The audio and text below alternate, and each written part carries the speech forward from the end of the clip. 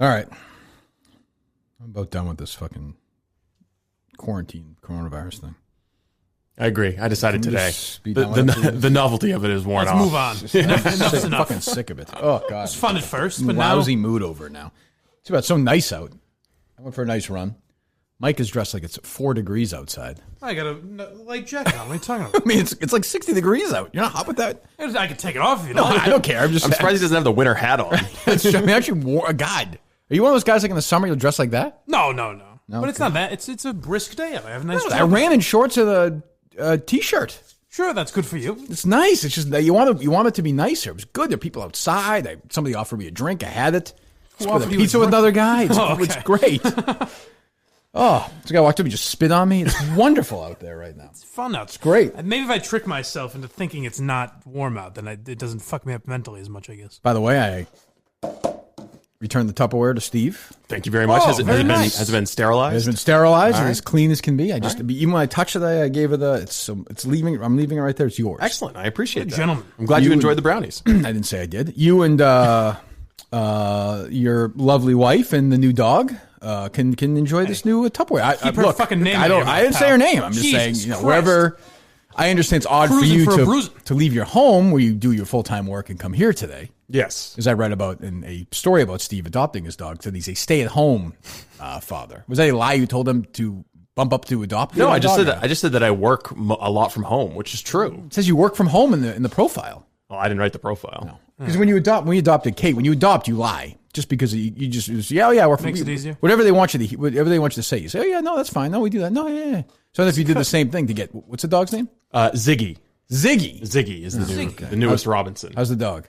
Peeing a lot inside. Oh really? Yes. House training this dog is going to be an adventure. So we were lucky. When we had Clyde, we rescued whatever. When I rescued Clyde, they're going to say when you were adopting a child. I was like, this seems different, but we got Kate right about an hour old. Clyde was 6 weeks or 5 or he was trained, and then they had some place down in Tennessee for shelter. So he's never right away. He was house trained, which was great. Oh, that's interesting. Ziggy also came from Tennessee. Really? Yeah. Wow, look at you two. Wow, it's unbelievable. Swap stories about So the dog's pissing in the house all day? Yes. Awake at night or no?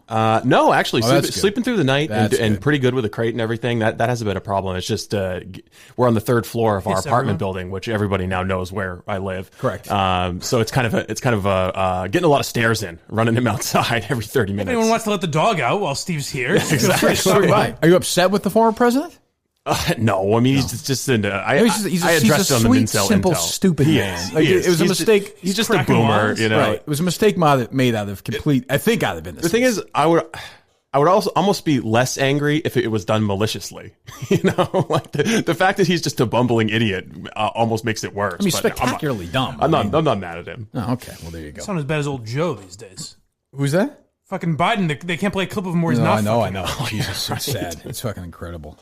I come to think of it, though, it doesn't feel like there's an election this year. It feels pretend. The whole fucking thing feels pretend. They're going to have it in November? I can't believe that. What were you saying? I was going to say DEC is kind of like the Joe Biden of the Minifan world. Well, true. With the hair, that's true. There's a lot of comparisons. Smelling hair, stupidity. No weight issues for Joe Biden, though.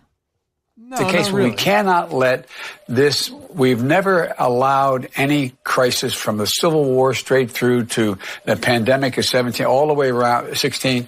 We have never let our democracy take second fiddle. We can both have a democracy and elections and at the same time. 1716, you know that one. Biden's basically become, if you said, I have to run for president and make a serious thing out of it, I would just stammer it. I'd be like, 16, 17, the thing we had last time. Yeah, it's become like a bad, mid-90s comedy where, whoever, like Jack Lemmon and Walter Matthau run for president together. It's just like, what? Here's what you do, see? Yeah, it's just very... But, I don't know. Even Trump started to wear me out. These press conferences I used to like, I'm getting bored with the press conferences now even. Do them every day. Yeah, I mean, every aspect of the coronavirus situation is becoming boring. Oh, I mean, there's nothing entertaining left to say about it. Not a single thing. Nothing. A good singer the other day, the Trumpster. He said something about... models or something? Not those models anyway. By the way, the model show, hundreds of thousands of people are going to die. You know what I want to do? I want to come way under the models. Oh boy. The professionals did the models. I was never involved in a model. But it's this kind of a model. he can't help himself. He's so proud. He's so proud. And he tried too. He almost got off it there, and he's like, I mean, of course, not those kind of models. We now enter the full national debate, which is now, are we, and I know where I want to stand on this, which is, are we now ripping people's freedoms away? Just, nilly-willy, if you will, or willy-nilly? Willy-nilly. Willy-nilly. Willy-nilly, you sure? I think you could go 100%. Both ways. It's a nonsense one. I used to think Willy. You think Willie Nelson, I suppose, would be an easier, when I use it in the future, which I'll be doing often. Yeah. I'll think willy-nilly. Because like Willie Nelson. There you go. Okay. It's a great mnemonic. That helps you. It could be Nelson Wilson, though, an old friend of mine. Nelly Willie. Sure, it could be that. Huh. I don't know if it's either, to be quite honest. I'll go Nelly Willie. Either way, it's like potato, which is how I pronounce it. I like to say in a perfect world, like, yes, like this, it's true. I mean, it is actually kind of scary how easily freedoms are just being ripped apart now. But at the same time, I cannot, and as a libertarian, this is my battle. I'm having an internal struggle with this. I agree. I'm upset with the petty little tyrannies, like, putting zip ties on basketball hoops and that kind of thing. Yeah, but I'm also a little worn out by all the conservatives on Twitter who are just our civil liberties, we're not going to have a society when we get on the other side of this. It's like, dude, everybody's sick. Everybody's, for the most part, everything's voluntary. My old partner, Jerry Callahan, is leading the charge. I'll check in every couple of days on him on Twitter. He's leading the charge. Oh. This is a guy who I guarantee had his asshole zipped tight and his mouth zipped twice as tight when George Bush was fucking bugging everybody's phones, I'm guessing. No? I would agree. Yeah, I didn't hear the Republicans There's jumping. a lot of going along with Bush era expansion. Yeah, I think the Republicans was jumping the up and forefront down. of pandemics, though. That was a big thing over the weekend. People were tweeting about. I saw that. Jesus. You heard it's like he's the guy now that you're using as this. Of course, he's like he's not Trump. What's that? Did you see the rumors going around the Minifan world about Jerry Callahan? What's that? And that his wife was opening up illegal aerobics classes despite the orders. I'm sure that from the city of Boston. I'm sure that wasn't happening. Jerry's wife is a lovely woman. I'm sure that wasn't happening. Why? Now Callahan could come back at Steve with a Menner's rant. That's true. Get my fucking wife's name. Yes, Jerry's wife's a very nice lady. I'm sure that wasn't happening. If it was, that's bad on Jerry. If that's coming, I don't know. Who knows? Either that, or he's just kind of living up to his own beliefs about the dangerousness of the virus. That's true. Oh, that's true. Maybe he's a man of his word. Yeah, I didn't think of it that way. Huh. But I'm sure that's not the case. But it's the Republic. That's 15 years ago or whatever, when fucking Bush was like, yeah, no, we can just bug your phone whenever you want. The fucking Republicans like, great, yeah, fuck him, because you never know. Like, what if the guy is Al Qaeda? Well, wait a minute. There might be Muslims with cell phones. I got nothing to hide. Yeah, look at my phone. Right. Oh, okay. Well, how about But now it's a terrible thing. I don't know. The way they've gone behind and just embraced Trump all the way here is fucking embarrassing. And I don't think it's just the government. Just as the liberals have been embarrassing. I don't think it's just the government that's kind of exceeding its authority, because you're also seeing companies like Apple or Microsoft are stepping up and they're saying, hey, we've got all this information we've been collecting on all of our users for years that might help us with the coronavirus. Like, they just put out a social distancing map to rank the states. We just did that by clicking yes on every fucking Facebook. That's true. Well, yeah, that's true. We just did that to ourselves. But what's the state? There's a state that's essentially not been touched yet. Is it North Dakota or something? North Dakota, South Dakota, Iowa. We've talked about this before. Like, so, that I understand. Intellectually, I understand that argument. You work, 50 miles outside of Fargo, 70 miles outside of Fargo, and you own a friggin' breakfast place. I mean, there's been no contact at all yet. Nothing. Yeah. That argument I understand, where the guy owning it is like, well, what the fuck? Like, are we just sitting here waiting for something to happen? Well, and that's also why we have federalism, so states can approach it differently. Well, that's the thing. I'm a state first person, so I understand. Look, like, New York should not be treated the same as North Dakota right now. That's just insane. Well, New York should be quarantined. We should blow up the bridges and not let anybody out. Absolutely. Fucking A. Sorry, KFC. Of course. But we're also bringing it now. KFC will join us tomorrow morning, by the way. Today, no-go. Tomorrow morning. He had to prepare his arguments, I guess. It's interesting. I'm looking forward to it, because I texted back and forth with him on Saturday, just catching up, and he's like, because Francesa actually did a pretty good Q&A on Twitter over the weekend. Did you see it or not? Where he's like joking around about Giambi and all this other stuff. Oh, yes. He was actually, for him, like, pretty good. Surprisingly playful. Almost like, I almost think somebody ran it for him. Operated the account. Yeah, probably. I bet that's probably going. Way too, like, self-aware and self-deprecating. Like, that's not him at all. It's just not. He probably understands he's in a public relations nightmare right now. I think he took a beating, to the and extent he's like, he can. fuck it. So KFC's like, I hate that fucking funhouse. He's like, what do you think of him? I was like, well, I guess you're not listening to the show anymore. Because it's like yesterday's show, we destroyed him. So we'll go back and forth with him on that story, which actually be pretty entertaining, I think, tomorrow, because he loves Francesa. So. Entercom stock, by the way, has recovered. It's now to 82 cents. What was it? What did it open at? I think it opened at 83. It jumped up to 1. It dropped down to 80 cents a share. So it's now hovering around 82. So it looks like it's found its sweet spot. We're doing a rare afternoon show here. Like the market's off to a pretty good start today. Yes. Yeah. And Entercom has not recovered. No. Well, listen, they can't all be. Sure, they'll be fine. Yeah. But see, the thing is, if you think that Entercom is going to be the share price is going to recover to where it was in January, you've got a chance to quadruple your money. That's true. I told you this, Steve, yesterday. I talked to 3 different people in my life. 3 different people who have real. I'm not talking like Kirk Minihane money. I'm not talking Dave Portnoy money. I'm talking money. 3 different people said that's not real money. What you guys have? Well, I'm talking not like buy. Yeah, 2 of them. I'm talking like buy. You're talking hostile takeover. I'm talking about buying a plane money. Sure. 2 individuals, and I said to them, "Look, I'll run it. I'll run the company. Any interest in buying this thing?" And they were both like, "No, it's a fucking horrendous buy." I was like, "Yeah, but I'm going to enjoy it. I'll be running it. I'll tell you what. I'll kick in $25K. I'll just do it."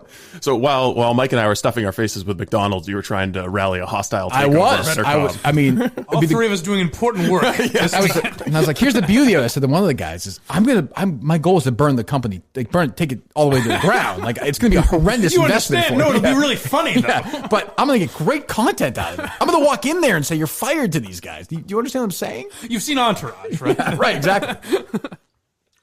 They weren't too key. Even from a business perspective, they're like, it's just a horrendous purchase. Yeah, it's weird how people who have that kind of money don't like to set it on fire. Yeah. It's almost like that was part of getting there. But I think even if I said to them, listen, I'm going to do this, this, and this, like I know radio, I want to do this, I love radio, I want to bring it back, and I had this great plan, they would still be like, well, it's a terrible buy. It's a horrendous company. It's only worth its real estate. The stocks that I've bought, it's like I'm hoping that when this is all over, they'll bounce right back. Entercom was failing already. Yeah, it was accelerated that. Right. I think everyone just kind of looked at it and said, why do we still have this stock? What are we doing? But it's a great moral dilemma. Do I buy a huge amount of shares to have a voice in the company? But that might help them out. So I can't do it. It's tough. What number do they get to where they're like, it doesn't even exist as a company anymore? Well, right now, I think its market cap is $109 million. The little I know about Which means you could really buy it for what? Well, probably around 50 million. I was going to say 40 million. I imagine Field probably has like just a 51% stake, right? Yeah. I don't know. Yeah. If they're below $1 for like 30 days, they're delisted or something like that. Yeah, they get. Yeah. Now I don't know if that's going to change now, like in this current. I have no idea. Maybe not. But yeah, I think that's what it is, right? Like a month or something. Yeah, it's going to be a penny stock. It's incredible. Man, how in the early 2000s it was around $50-$60 a share. Yeah. And then David Field took over and just set the fucking company on fire. It's a coincidence. That's all. He's a bright guy. It sucks too that I was waiting. Oh, go ahead. Buddy. Nothing about this sucks. It does because there were certain names I was waiting. Like the names of people I know that got let go from Entercom are all like nice people and just And that's the way it works. I was just looking for Joe Zarbano. Fuck. Strange. It's strange that who was I talking to this weekend? Somebody. I'm like, it's just strange how they do it. Companies like that just get rid of nobodies who collectively, don't make as much as the top 3 people put together. Like 50 people don't make as much as it's just a weird, you're actually making the product worse, but really making no dent in the financial burden. Like, hey, congratulations, you got rid of a part-time producer who literally was probably making $200 a week. If that. Right. Yeah. $8,000 a year. And somebody who's making, $240,000 and is getting no ratings, stays on the air while no one's listening to your product, while your product's going down the shitter. Because they're going to help us bring it back. They know the business. They know how to rebuild a station. And even if you said, by the way, if you fired them, you could bring them back. What the fuck else are they going to do? Right. It's weird, strange. But so I'm not ruling out yet them to buy the company. That's what I would say. That's good. So the door's ajar. David Field only has 2.4 million shares of the company. And the rest are held. I'm guessing Joseph is his dad. Joseph's dad. So you could buy all of the Field family shares for just over $10 million. I could do that. All right. I think you need 5% to be considered like an insider or a. They call my money guy. My stocks are probably pretty good right now. Let me see if I can put together. Right. Now's a good time to get liquid. Put together a good deal. See, I was talking to these guys like 75. This changes the whole conversation. Yes. All right, I'll buy it. Fuck it, I'll buy it. How great would it be to own it, though? Just to have the press conference. Be tremendous. Fucking Totoro and Mr. Deeds. Yes. You, sir, are definitely fired. I would fire everybody. I'd keep Mutt and have him host every show at the station. I'd pay him $1 million, $500,000, and nobody else. He'd host every show it would be syndicated throughout Entercom. And it would be great because every market. You'd give your buddy a job, but it would also be torturing Mutt because you'd have to do 12 hours of radio. Correct. You'd have to offer Jerry his old job back for like $45K, yes, right? I would, if he wants to do that. Well, this right-wing networks in the Entercom, he can host one of those shows. I suppose there are, yeah. He can rant and rave about how our liberties are being, whatever, and guys, yeah. So it's a flu. It's a flu. I have 2 messages from Dan Katz right now. Let's see what he wants. 3. That can't be good. The company's closing down. That's where he laugh at Entercom. Oh. I texted him yesterday. It was actually kind of funny. Stephen Che, our good friend, our traffic director for our sister station, ironically, thought that Ed Sheeran. Did you see this cameo thing that this fake Ed Sheeran guy did? I saw that. It's this. What's the guy's name? It's like Fred Sheeran. He kind of looks like him and sounds like him. And he gives out cameo like. And he said something about Stephen Che, like congratulations on Brady, one of the fans. Yeah, I think somebody just paid $50 for him to say that. Yeah. And Stephen Che was like, "This is unbelievable." And he texted Dan and was like, "Can you believe this?" And it was this guy who looks like him and sounds like him. He's in this shithole, fucking like townhouse or whatever, studio apartment. And by the way, Ed Sheeran's not going to be on Cameo for $50 a pop for happy birthdays. He might be. It's tough for all of us. It's a tough time. I texted him. He was giving me the play-by-play. So there you go. Our good friend Stephen Che, who's a friend of the show. He is, yes. He was very happy to be included in the Hammer. Oh, he was? Yes. Oh, that's good. What else is going on here? What have I missed? I tried to watch as much as I could of the McDonald's challenge. It was tough for you. It was disgusting. It was so fucking I don't agree. gross. I think a lot of people were turned on. I give you guys, I guess, credit. I don't know. I mean, I wouldn't. So who won? No one. It's a controversy. As you may have expected before it started, neither of us won. Right. There were no winners. Right. So there was no plan for it. It was just 2 losers. Yeah. So neither of us finished. I think I technically ate more, but I also threw up. Yes. Oh, well, does that mean you lose? Yeah, according to the rules, if you can't keep it down, but again, we did a modified strategy version of not eating and then letting that's not a winning strategy. I can't give you a win for that. I know. That's why I'm saying there's lots of So what did it turn out to be? It was 4 hamburgers or no? Well, we did 6 cheeseburgers. 6 cheeseburgers, okay. The real rules are 4 Big Macs. Right, but what was yours, though? We did 6 cheeseburgers. 6 cheeseburgers, 40 nuggets, 2 large fries, 4 Diet Cokes. Oh, God. But the burgers are where we already start to get into some controversy. Yes. I was actually watching at that point when Mike confessed to trying to bend the rules. I didn't even know. So you had plain cheese and the burger. I was just ignorantly nothing else on a fact. No, he got rid of the pickles and the onions. You had ketchup on it. Yes, okay. I said no pickles, no onions. No pickles, no onions. And yours was cold by the time you got it. Started it or no? Oh, pretty much. Oh, that's fucking. See, the thing is, that's rough. That is rough. The majority of it is cold by the time. The majority of it's cold though by the time you get to it. Bring McDonald's home is even like awful. Yeah, right. Yeah, you gotta eat in the parking lot. That's why it's true. I considered doing it. Sad scene. I was going to stream in just from the car and go through the drive-through, get my 3 cheeseburgers, eat them, go through the drive-through again, eat 3 cheeseburgers. Which would have been the way to do it. Yeah. I wouldn't have had that luxury, but that's the way you would. That wouldn't have been fair though either. No, it wouldn't have been fair, and I also think that the signal would have been pretty poor. What am I to do? The McDonald's public Wi-Fi. And Mike's strategy was not to put ice in his drink. Now, you said this is a strategy. It was merely because I didn't think the drinks would be that much of a hindrance. I knew the food would be the real hindrance on it. Right. But you understand it's more volume, though. I understand that, but I didn't really care. Your strategy would be it was going to water down and hurt the taste. Yeah.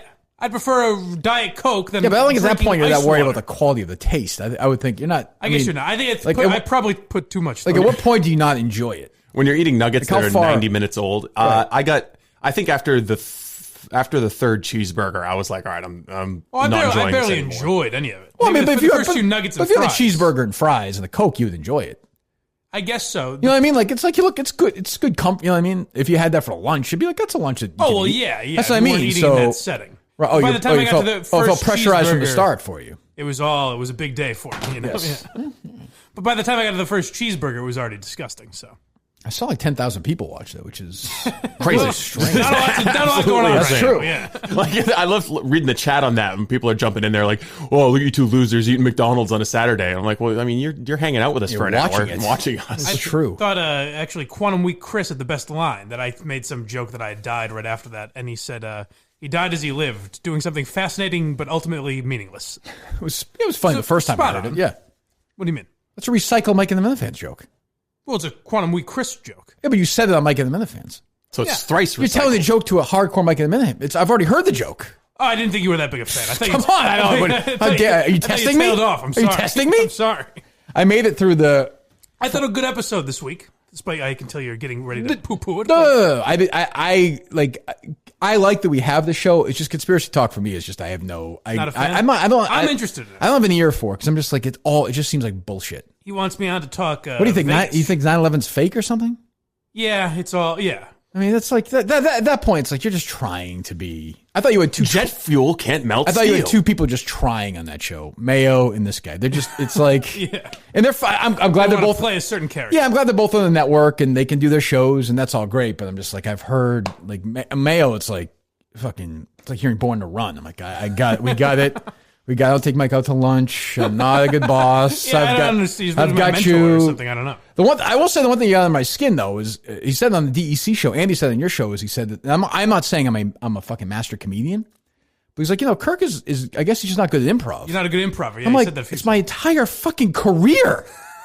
It's 97% of what I do is I don't script out shows. Did you not listen to the show? Acting on though, Thursday? I guess he means. I don't know. I'm not even. But you can think that's not funny. But I'm like, that's my entire career is improvised, reacting to what other human beings say. Right. We don't have a script before the show. We're going to take this caller, this caller, this caller. I'll say this. I'll put this joke in here.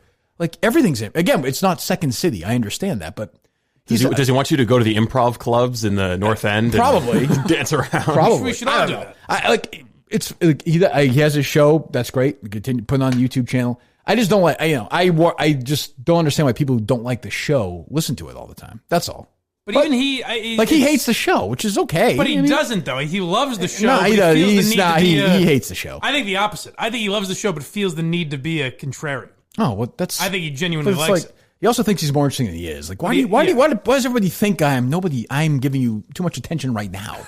But I've had this my whole career. People hate the show and hate listening is part of it. That's okay.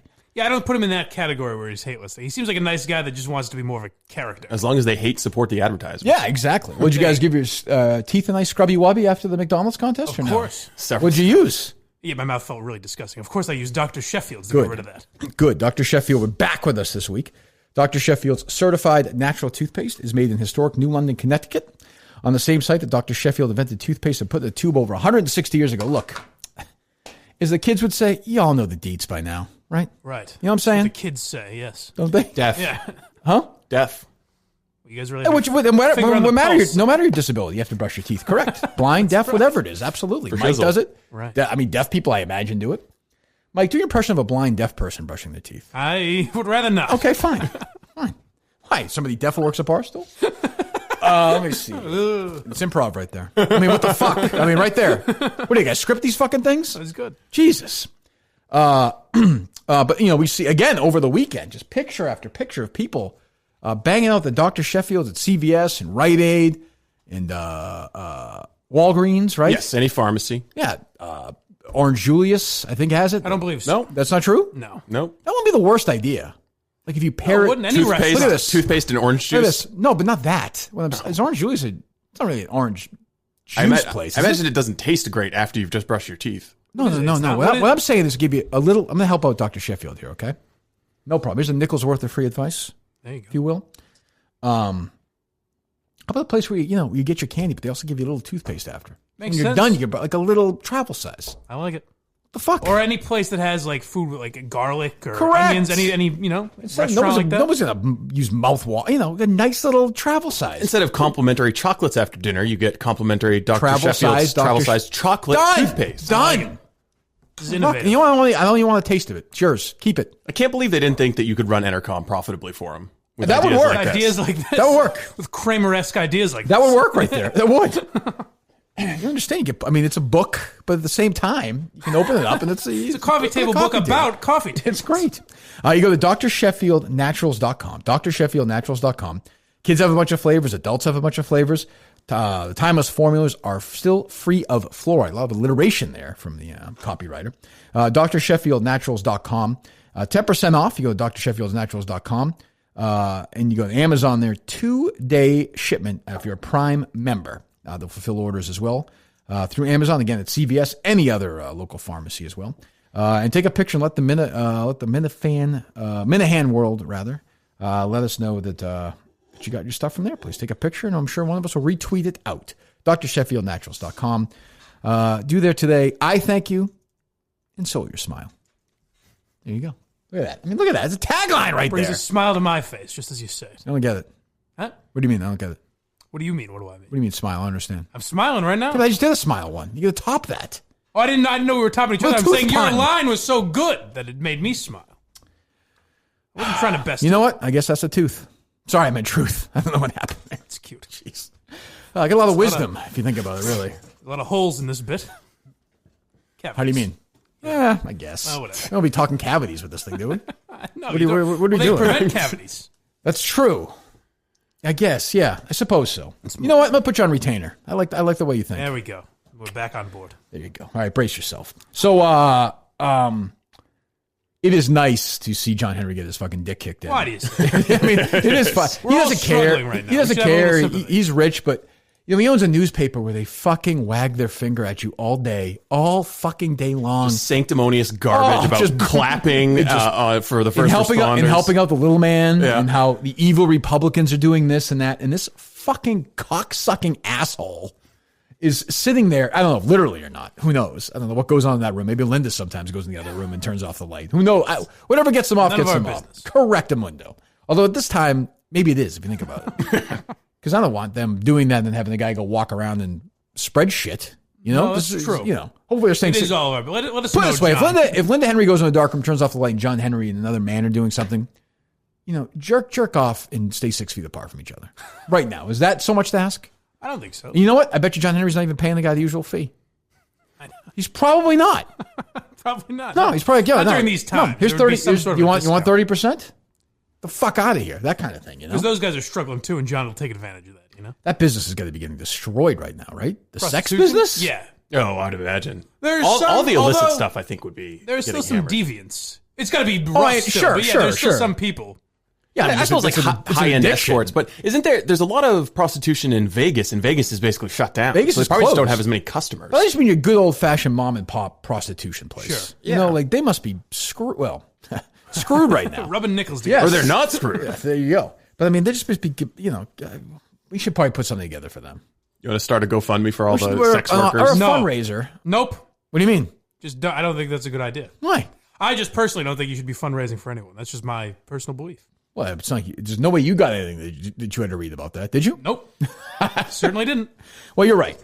No, we should start a page to raise money for Dan Katz. Dan's kid, I think. Feels like time for it. Everyone's struggling. I actually get what Dave. So Deke Zucker actually. Well, we'll get there in a second. Did you read the email or not? I did, yes.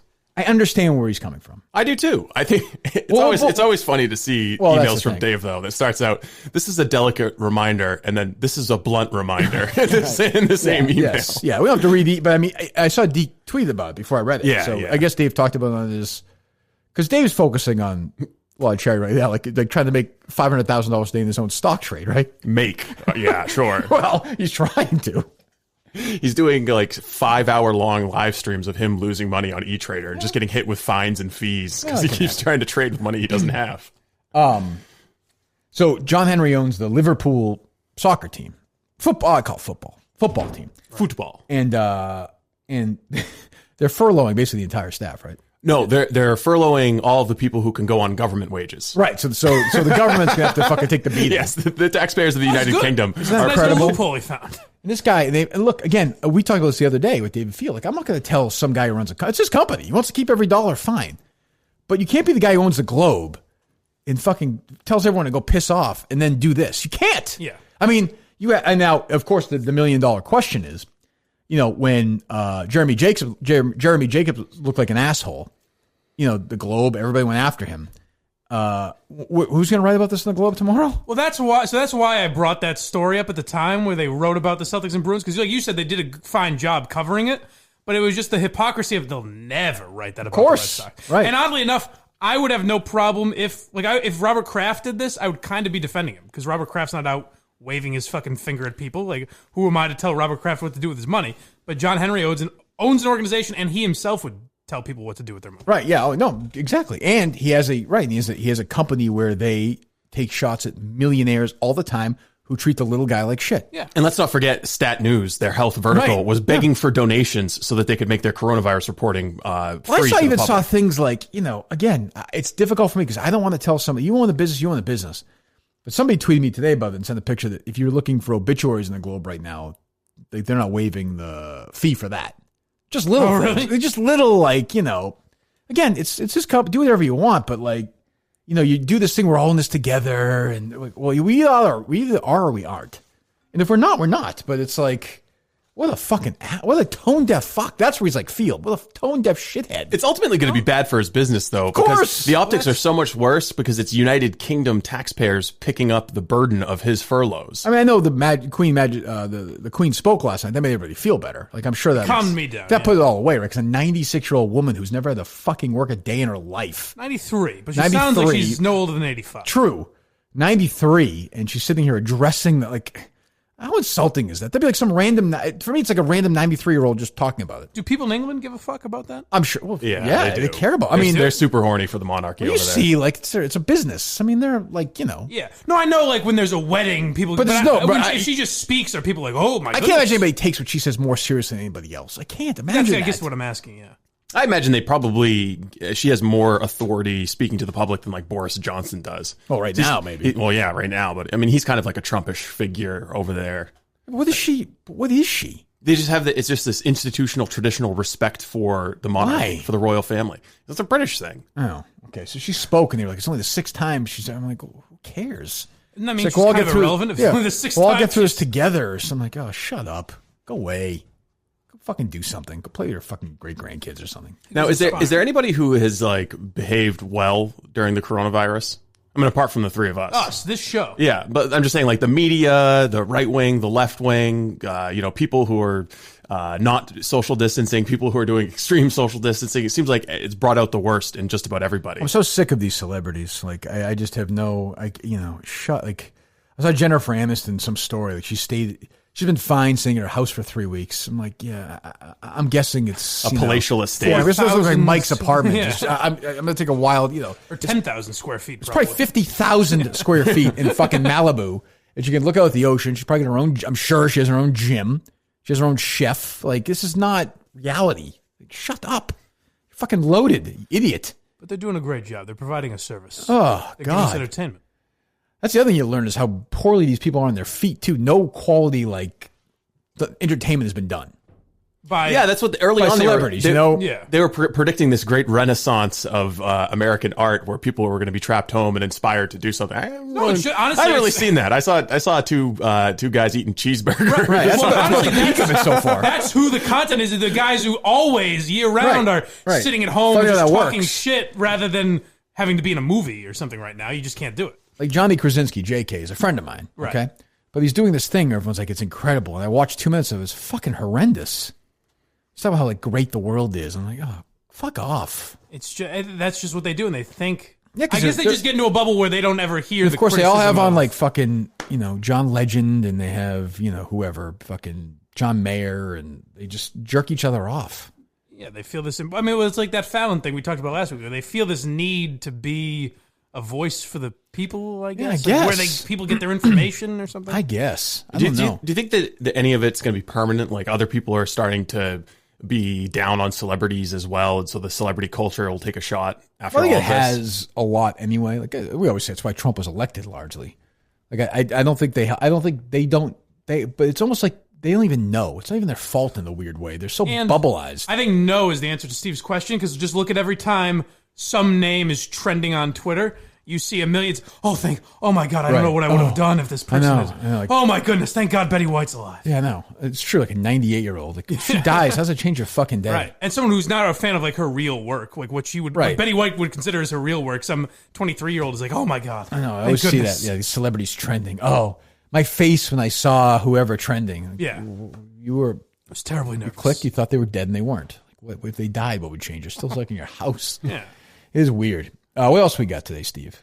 Well, the fine mayor of Boston, a good friend of yours, was on WEEI this morning for a tough interview. I will say Piers Morgan did slap John Henry around, which I liked. Oh, yeah, we can play that. Yeah, play that. I like when a British guy shits on John Henry. I just like the way the owners, Liverpool Football Club, built up such a good reputation in recent years under Jurgen Klopp and winning the Champions League and this dynamic, wonderful team.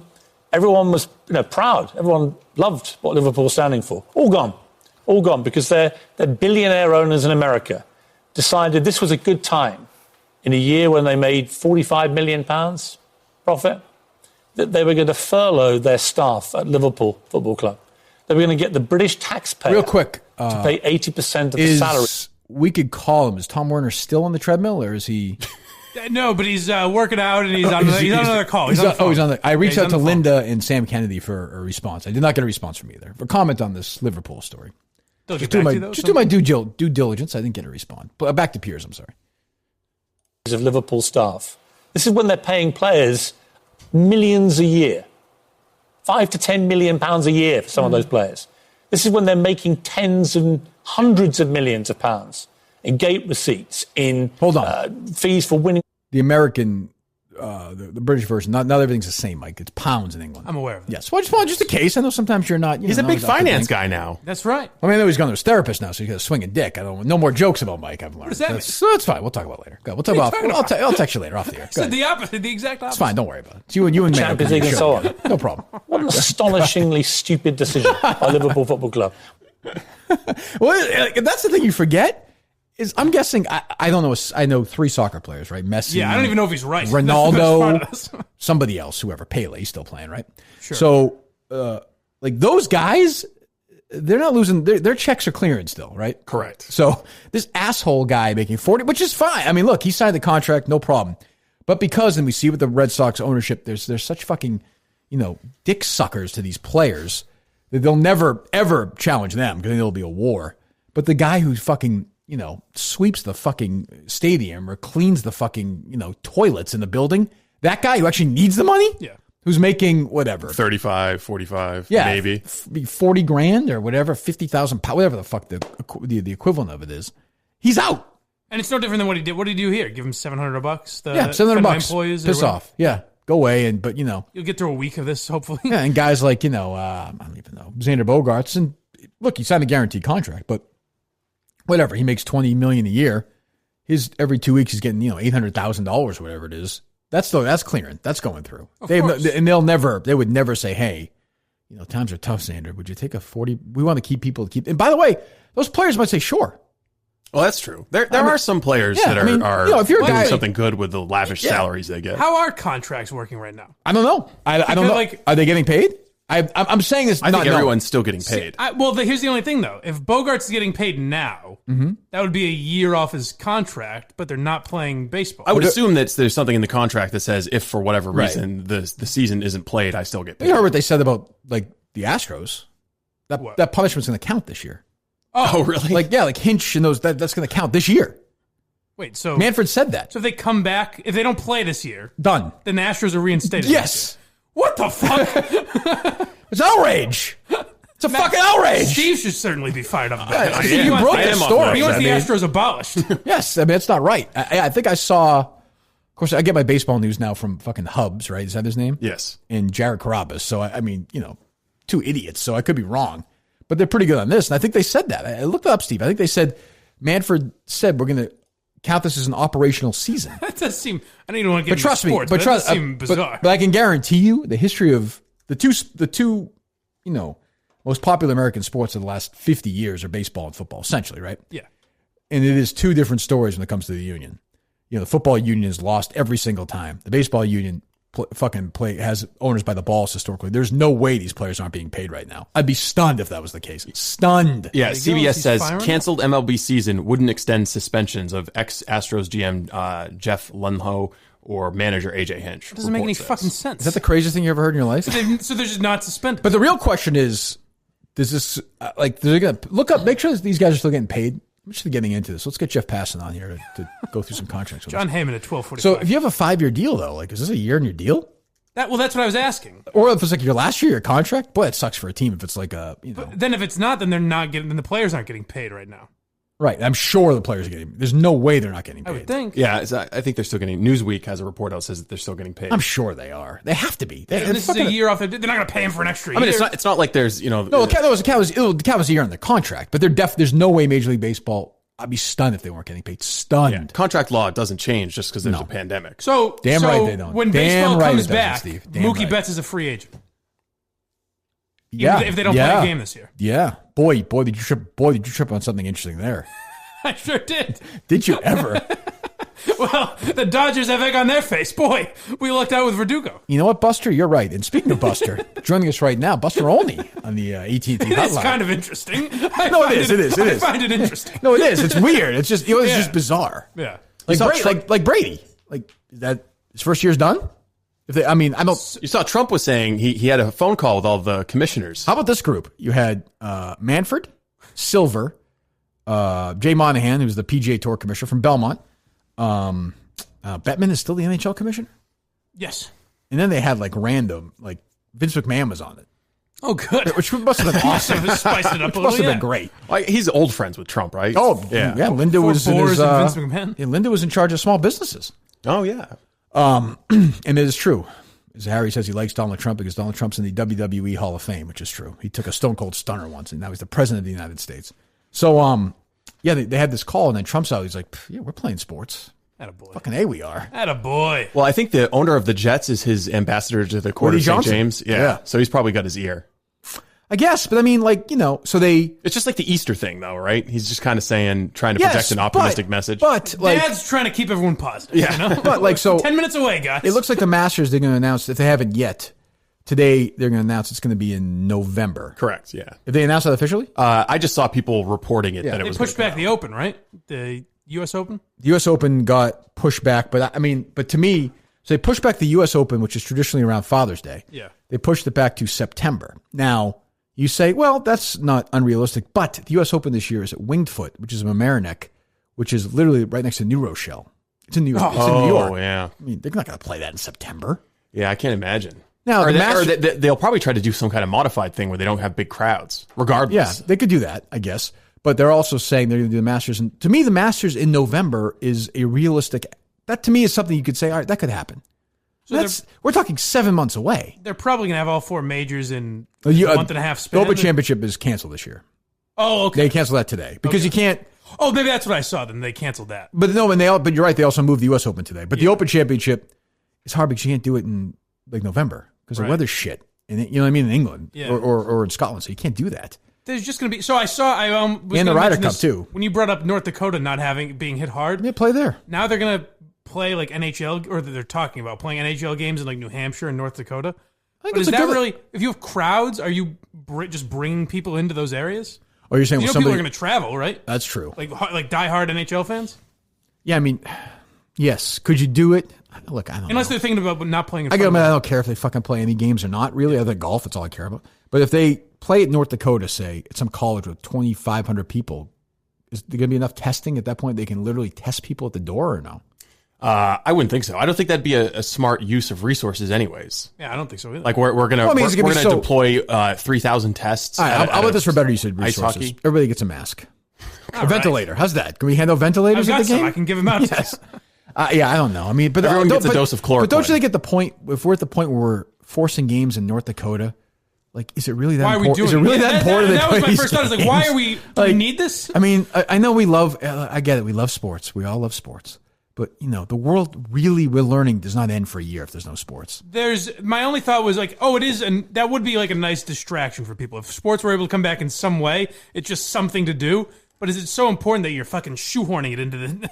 let's play games in North Dakota and bring people there. Well, how about, no crowds. You can't do that. Maybe that's what they're thinking of doing. You can't do no crowds in North Dakota, say? They could do that. All it's going to take... All that matters is TV. Right. Financially, that's all. You know how happy a network would be right now if they got an NBA game on? Right. All it's going to take, though, is one case where a player from a team transmitted the virus to another player, and then it's just back. Oh, there it is. Okay. Yeah, November 9th, 15th is the intended dates to the host of 2020 Masters. Right. Yes. Fucking A. I think we're over the hump here, anyways, gang. We're turning this. I'm getting that feeling. We're turning the ship around. Feels like it is over. Yeah, I think we got one more bad week. Lose a few. Trump said a lot of death. There's a lot of death. Yeah, I like when he said that too. You don't really want to say it like that's not good. The calm, reassuring voice of the world's leader. It's not what he does best. A lot of death. A lot of death. It sounds sinister. But we're gonna turn it around. But yeah, I mean, like, wouldn't you love to hear that conference call with all the sports owners? Just Trump and Vince McMahon. I mean, like Adam Silver trying to make a point, like Vince McMahon just jumping all over him. Oh, this is, by the way, me after watching 7 hours of WWE the last 2 days. I was going to ask how that was. It was fine. It was fine. It was great. It was fine. It was fine. I heard Gronk's a champ now. He is. Congratulations to Gronk. 24/7 champ. Yeah, I mean, it was a new 24/7 champion, Mojo Rawley, who has become the hunted.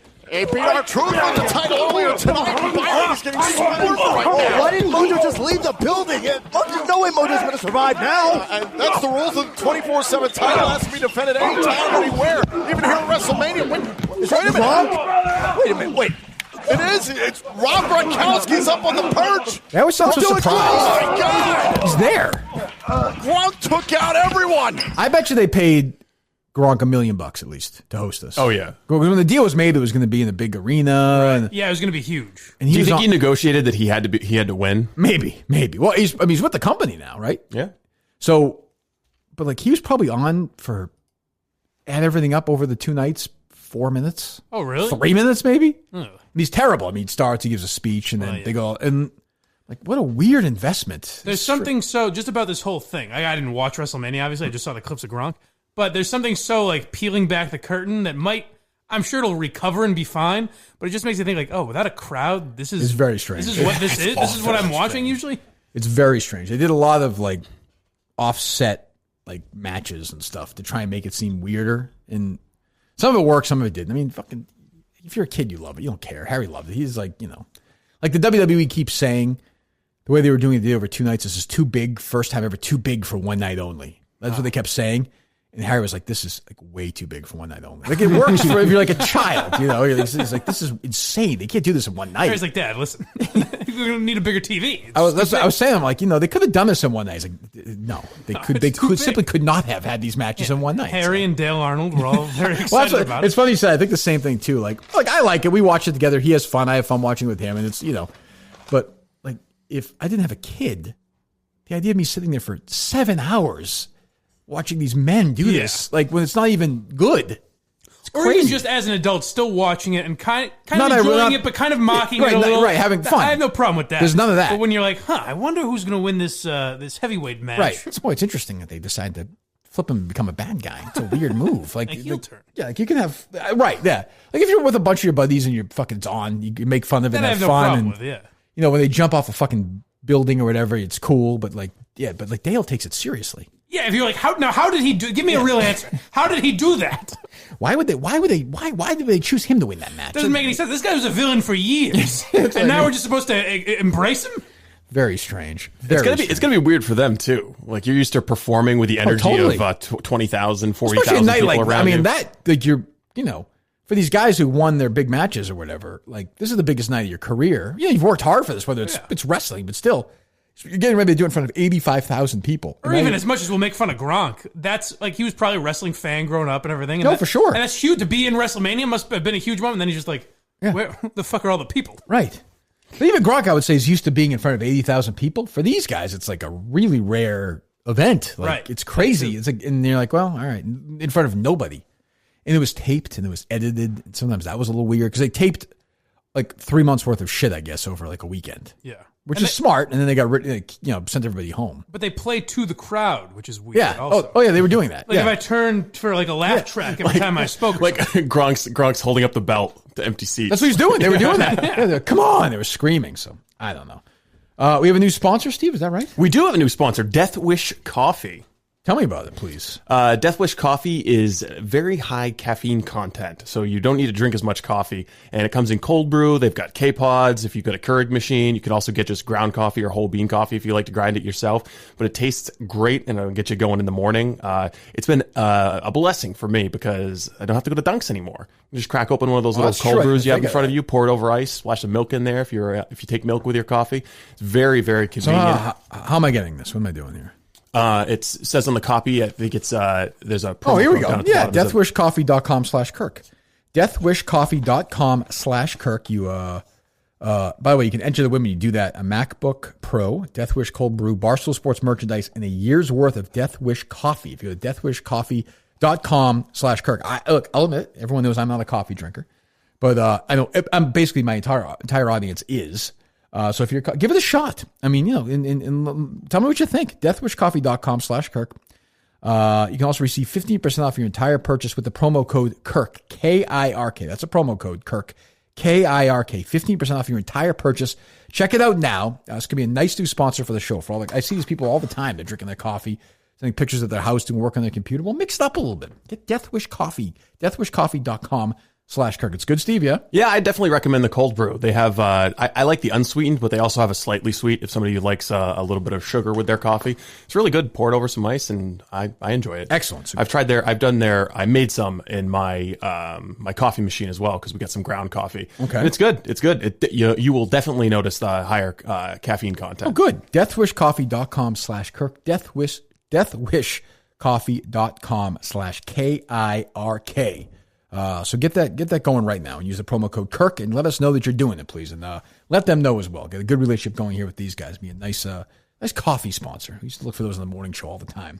I told that story after Jerry blew the Dunkin' Donuts thing. Deathwishcoffee.com. I've told that, right? Yeah. /Kirk. Yeah. Garbage. The Munchkin. And then he came in the next day and he was like, we got to get a coffee sponsor. Our guys are driving in the morning drinking their coffee. So then he went the classic Jerry Suttle route, we'd be in the middle of a segment. Jerry's like, oh, I was thinking of that too. I was drinking my McDonald's coffee. It's delicious. This non-Dunkin' Donuts is very good. And on the air, I'd be like, that's really not subtle. And he'd be like, why would you say that during the break? So excited. It's like Cumbies. We had Cumberland Farms, right? Yeah. We had Cumberland Farms forever. They were good. But Death Wish coffee's even better. I'm just telling you that right now, right? Am I wrong, Steve? No, Death Wish coffee is fantastic. Can we have an official coffee for the Minifans? What the fuck? They all drink coffee. Let's get going here. I'm going to try here. No, I think it's Death Wish coffee. Good. Deathwishcoffee.com, promo code Kirk. What's that, Mike? I hear great things about Death Wish. I've heard about, they advertise in some other podcasts. Yes, I've heard that. Rave reviews, so I'm going to try it, even though I'm not a coffee guy. It would be interesting. World's strongest coffee, it says. It would be interesting to see how you do the podcast after drinking the world's strongest coffee. I'll give it a shot. Are you sensitive to caffeine? No, man. I'll have a Coke and stuff. Yeah, I was gonna say you little bitch with caffeine. Huh? Sensitive? Huh? I mean, well, no, I know you. I can handle it. I think I've had it in the past. I know you avoid coffee though, so I didn't know if you just don't like caffeine. No, not really. I've just never been a big coffee drinker. I'm not opposed to it, but But like I said, fucking everyone else drinks it. So when the Minifans are having their little Zoom parties, they can drink their Death Wish coffee together. Does that sound good? Minifans will be splashing some vodka in there. No, why not? That's fine. Listen, whatever gets you through these days. What else we got here? Am I missing anything? Before we dive into some other stuff? No, we don't have much more audio other than the Greg Hill and Marty Walsh talking. Obviously, this is, Walsh was coming off a kind of a controversial weekend because he's imposing a curfew, which doesn't really make a ton of sense. Look, I'm all, again, I feel more safe walking around at night now. Honestly, there's what are you going to do? But I would also say to him, if you're going to do it, do it. If you're going to do it, impose a curfew all day long. Yeah. The fuck is the point of, they're doing half measures. There's a stay-at-home advisory instead of a stay-at-home order. What time is it, 9 or something? 9. Yeah. Yes. 9 to 6 a.m. It's not even really being enforced. No, it's just a suggestion. There's nothing they can do, really, right? Yeah, but they're saying unless it becomes an order. Right, but they're saying you all day stay inside. Now, you know what you should do at night, too? Stay inside. Because there were a ton of people... It's up to you. I mean, if you want to do it, great. If not, no big deal. But we want you to stay inside. Also, what violation of social distancing rules prompted this? Were there a lot of people hanging out at 9:30? What's the other thing is there's no parties. Right. At night, you can walk the streets and not interact with anyone, whereas during the day, there's still some people straggling around. I mean, for me, it doesn't matter. Right? I'm done. I'm fucking long gone by then. I'm in my jammies. But still, But if I wasn't, I wouldn't... on a night like tonight, Great night to go for a walk at 9 o'clock. Yeah. To be fair, I haven't been in the city. I don't know if there's a bunch of people wandering the streets. Maybe. I did. But do you think there's people wandering the streets at 2 o'clock in the afternoon? No, not really. Well, I mean there are, yes. But if they are at 9, they are at 2. Right. I mean, I don't know. I drove through the city maybe 2 weekends ago, and it was ominous because they, the homeless people and the crack addicts are still out, and they're they're dancing on the corners and everything. It's just they're the only people who are still out now. Ship them out. Let's get rid of these homeless inside. people. Yeah. Send them to North Dakota. Leave us alone. Send them to New York. Yes. Sure. Yeah. At this point, why not? But yeah, I don't get that. And meanwhile, then you have 50 other things that are still open. So I don't Well, anything with a big enough lobby to contribute to Marty Walsh and Governor Baker's campaign funds. Slush funds. Oh, but what does that mean for takeout, delivery drivers and stuff? That past 9, they can't. I think they're essential. Of course, they'll still do it. Yeah, Nothing changes. Yeah, no, it's exactly it's toothless. It doesn't matter. I thought I stumbled on something and go, that will be different, right? Well, I saw when you said to me you sent me the text the other day? You're like, Maine is closed down now. Oh yeah. Same thing as here. Not really. Yeah, it's. I think that the difference was they now have permission to stop people with out of state plates, which they're not going to do. And question them. You think they're going to do that? No, I don't think so. I mean, then they're going to say. If you're a cop, do you really want to be stopping people from New York City? There's a guy with a New York license plate. I want to go have a conversation with him. And the guy's then going to say, well, yeah, I have a home here, and I'm going to go self-quarantine like you're asking me to do. You'll lie for 14 days, and the cop will be like, was a cop going to fall in his house and watch him? Hey, let's put a couple of guys on him. Let's shadow them all. It's just, you do have to, my thing is, we either do this or we don't do it. Yeah. Keep supermarkets open, I understand. Keep gas stations open, I understand. You want to keep some takeout places open? I guess, I suppose that's fine. But you can't do this sort of half-ass thing where it's like, well, yeah. And I also think it would make a lot of sense for all of the grocery stores to be pickup only. That's fine. There's the Whole Foods and JP, they've got little tape on the ground where you have to stand 6 feet apart, and they're monitoring how many people are allowed in the store at any one time. Go all delivery. The problem is old people wouldn't really know. A lot of people wouldn't know how to use Peapod or any of that type of if you want to keep it, if you want to go full and say, hey, we can only get 15 people in here at a time. Sorry. And that's what they're doing. Well, not 15? It's 25. Where? At the Whole Foods and JP. Oh, really? There can only be 25 customers in. But I would also say to that, 10 people waiting in line. Outside. Everyone else waiting in their fucking car by themselves. We can't, because you see the lines. Or not even, I would say not even, well, I guess you have to for a line. You have to get some line formed or something. Right. But I would say, you gotta wait, because then you have 300 people waiting in line. What is the point of that? There's no point of any of it, because even they can't fucking arrest us. We've been coming in, there's an order put out. But we're in the media, we're good. But we come in every day. But we're essential though.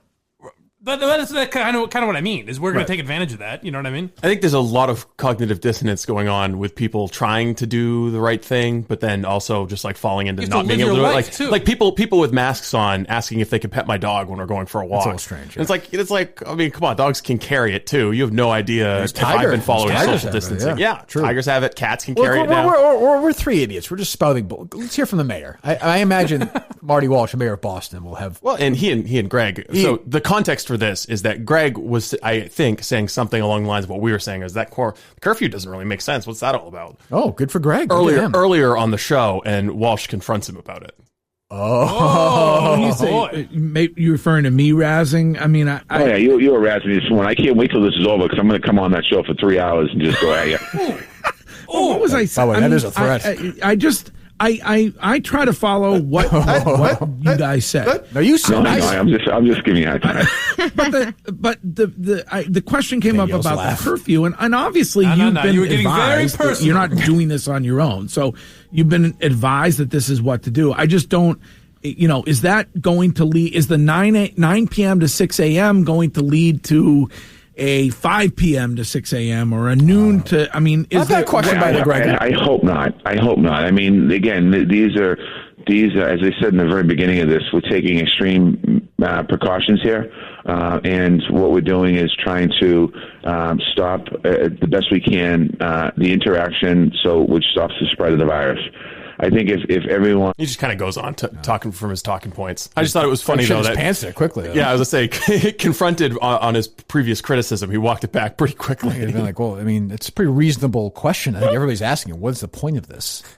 First of all, statistically, who basically isn't home at that point anyway, right now in history? Right. People who are actually essential, like healthcare workers. Right, that's what I mean. Yeah. So, I mean, everyone else is home, unless you're going for a walk, which they say you should do. Like no one's out hanging. I drive all, no one's hanging out. Well, also they're just guessing. Where I am anyway, everyone's pretty damn good about this. I see the Arboretum is pretty busy. It's like, it's like a big couple of acres where people can walk around. Are they walking? That's the Arboretum. Walking in huge groups? And there are some decent sized groups. Take some pictures, shame them. No, I'm annoyed with snitches too. Like if somebody wants to, have 3 or 4 people in a group out at the Arboretum, maybe they're roommates. I don't know what their story is. We've walked by anytime, like when we go for a walk, it's usually we'll pass like mom with 3 kids or something that, where they just need to get out of the house. Yeah, but it's like less. It's been less and less every day. Pretty much. Less. I think people have been by and large pretty damn good about it. There's obviously outliers and they get shit on, but I think everyone's just trying to. I don't know. It seems like it. Yeah, I think I honestly think I was kind of joking about it before, but like I think we're doing pretty much everything we can, and we're kind of getting where you're seeing it peak in certain areas. Like. What else can we do? You can't just stay inside all day, every day. New York actually dipped yesterday. Yeah. Well, that could be, who the fuck knows? Like, they could go back up today. Might go by 500 today, yeah. Who knows? But I'm just saying you're seeing certain Washington State, certain countries where it is starting to, we'll see. I have no idea. But see, the thing I'm wondering speculating is fucking stupid. If it starts to go back down in New York and they get it under control, but then it kind of rolls to other parts of the country, like if the West Coast, if we're not seeing a lot in New England, but the West Coast is just getting hammered with it, are we still going to be under the same lockdown conditions? It's a good question. I mean, people are still allowed to they're allowed to fly right now. Yeah. There are a ton of flights going on. Yeah. I know a lot of them on them, but a lot of flights are probably shipping stuff. It's like FedEx and USPS. But technically, if I wanted to go to wherever today, I probably could. Yeah, for $25, $30. If I want to go to LA or something, I could just get in the plane and do it. Yeah, let's see. Does that seem crazy? I'll look up flights. Let's do it. Let's go. Let's do a remote from. Let's do a remote from. Let's do a little Vegas show. It'd be fun. That wouldn't be bad. Plenty of room. We wouldn't have to sit next to each other or anything. Yeah, nice. You could fly nonstop Boston to LA right now for $200. Round trip? Seems a little high. Honestly, okay, at this point, we'll do a show there tomorrow. All right. I don't know. It's all 50 states. I don't know. I think Miami would be cheaper. Yeah, we've been there. Hey, you can get a nonstop flight from Boston to Miami for $35. Oh, it's hard. All right. Hard to turn down. Which is pretty much what I bought it for 2 months ago. Let's do it. That's one way though. No way. It's a round trip flight for $35. That can't be the case. I don't know. My round trip was $91, and that's for the Super Bowl. $35 for a round trip flight. Is that really true? Yeah. What airline? American. No, you know. Yeah, not worth it. Not worth it. If it's JetBlue, maybe I consider it. Wow, it's interesting to see how flights are how they're pricing them out in the future. To see okay, so they've got these steep discounts to try to get any kind of money, but when are they going to start pricing in any apparent recovery? Oh, it's probably a great time to go to the fucking airport. In what way? Yeah, and imagine the airports have never been better to deal with. As far as getting through security. Yeah, just the pain in the ass stuff. I mean, when you get off the plane, it might be. What's the deal? You just have to self-quarantine for 2 weeks in Miami or something? Nice place by the beach? Well, that seems like a no-brainer to me. Let's do it. I'm in. Let's do it. Go back to the old hotel. We'll do it from the old room. 211. Is it still available? Do shows from there? It'd be fun. I imagine now, yeah, probably. Jesus. God. We have any other sounds, Steve? No calls this weekend or anything? No calls. No parody songs. Fine. Huh. How was your appearance on the Mincel show? I thought it went well. Was that tonight or no? Yeah, I think they're publishing that tonight at 7 or something. Okay. But yeah, no, it was fine. We had a good time. Apparently the people in the Discord are trying to get me canceled, but they What'd you do? They didn't confront me with it on Mincel Intel. They talked about it afterwards, but didn't bring it up with canceled? Me. Some people in the Discord. They are? Apparently they found my Snapchat, which I haven't used Snapchat for probably 5 or 6 years now. Okay. But they found my handle for my Snapchat was Earl the Pearl 39. Was it really? Yes. Why 39? That was my high school football number. Well, the only quarterback to ever wear 39. Well, okay. Why? I mean, I know it rhymes. I know that's your middle name, but why Earl the Pearl? A college professor nicknamed me that one time, Earl the Pearl, and I just used it for handles for Snapchat or Reddit or something like that. Who coined that phrase? What's the professor's name? Chris Potholm. Chris Potholm? Yes. Spell it out, Steve. Let him do it. This is because he hit a pothole on the way here. That was the first thought in his mind. Christian Potholm. Potholm. He was a advisor to Angus King and. Is he still a Bowden? Yes, he is. Yep. Okay. And why did he call you Earl the Pearl? I don't remember. I think it was in some kind of review for a class that I was taking. Even know? I think a professor even noticed. How would he know your middle name? It's a great question. I'm guessing he was on a tent. I was his TA for a main politics class. Okay, not help, not Did you go by SE back then? I did not know. That wasn't. Why would you tell another grown man your middle? Like, why would you? I don't know how they would call it conversationally. My middle name's Earl. I don't know. You call me Michael Vincent when you're Michael Vincent. That is enough. That's true. But you yell at me. I know that's your middle name. We do. I mean, yeah, I don't know. So the nut of it is they found my Reddit account. Okay. Where I used to argue about Medicaid expansion. Okay. Which is devastating. Oh, boy. But then that's Earl the Pearl 39, but they found someone going by just Earl the Pearl on a Yahoo Answers board who refers to his postman as a retard. Ooh. Oh, that sounds like you. It was 5 years ago. You're always going off. Was it you? We can post the post. Actually, I could print it off and you could read it. One of them actually sent it to me. It's okay. I don't want to. Please keep me out of it. Was that you calling the gentleman? No, it was not. I think if you read it, you'd understand that it wasn't me. So I don't like that term. That phrase. Neither do I. He's always complaining about his mailman. That's true. It's a good point. Jeez. So they're trying to cancel you that way? Yes. Because someone used Earl the Pearl on a Yahoo Answers message board to complain about the post. Also, I like that they listen to this show and they think, like, let's get Steve canceled by finding a word he used 8 years ago or whatever. Or Medicare or something. I don't even understand it. Huh. Well, there you go. Well, I mean, people are trying to bring Steve down all the time. It is unbelievable. They are. And I will say, intern Justin texts me at 10 o'clock on Friday night, just so you know, the guys in the Discord are trying to get you canceled. Good. It's good that Justin's he's on the ball with this stuff.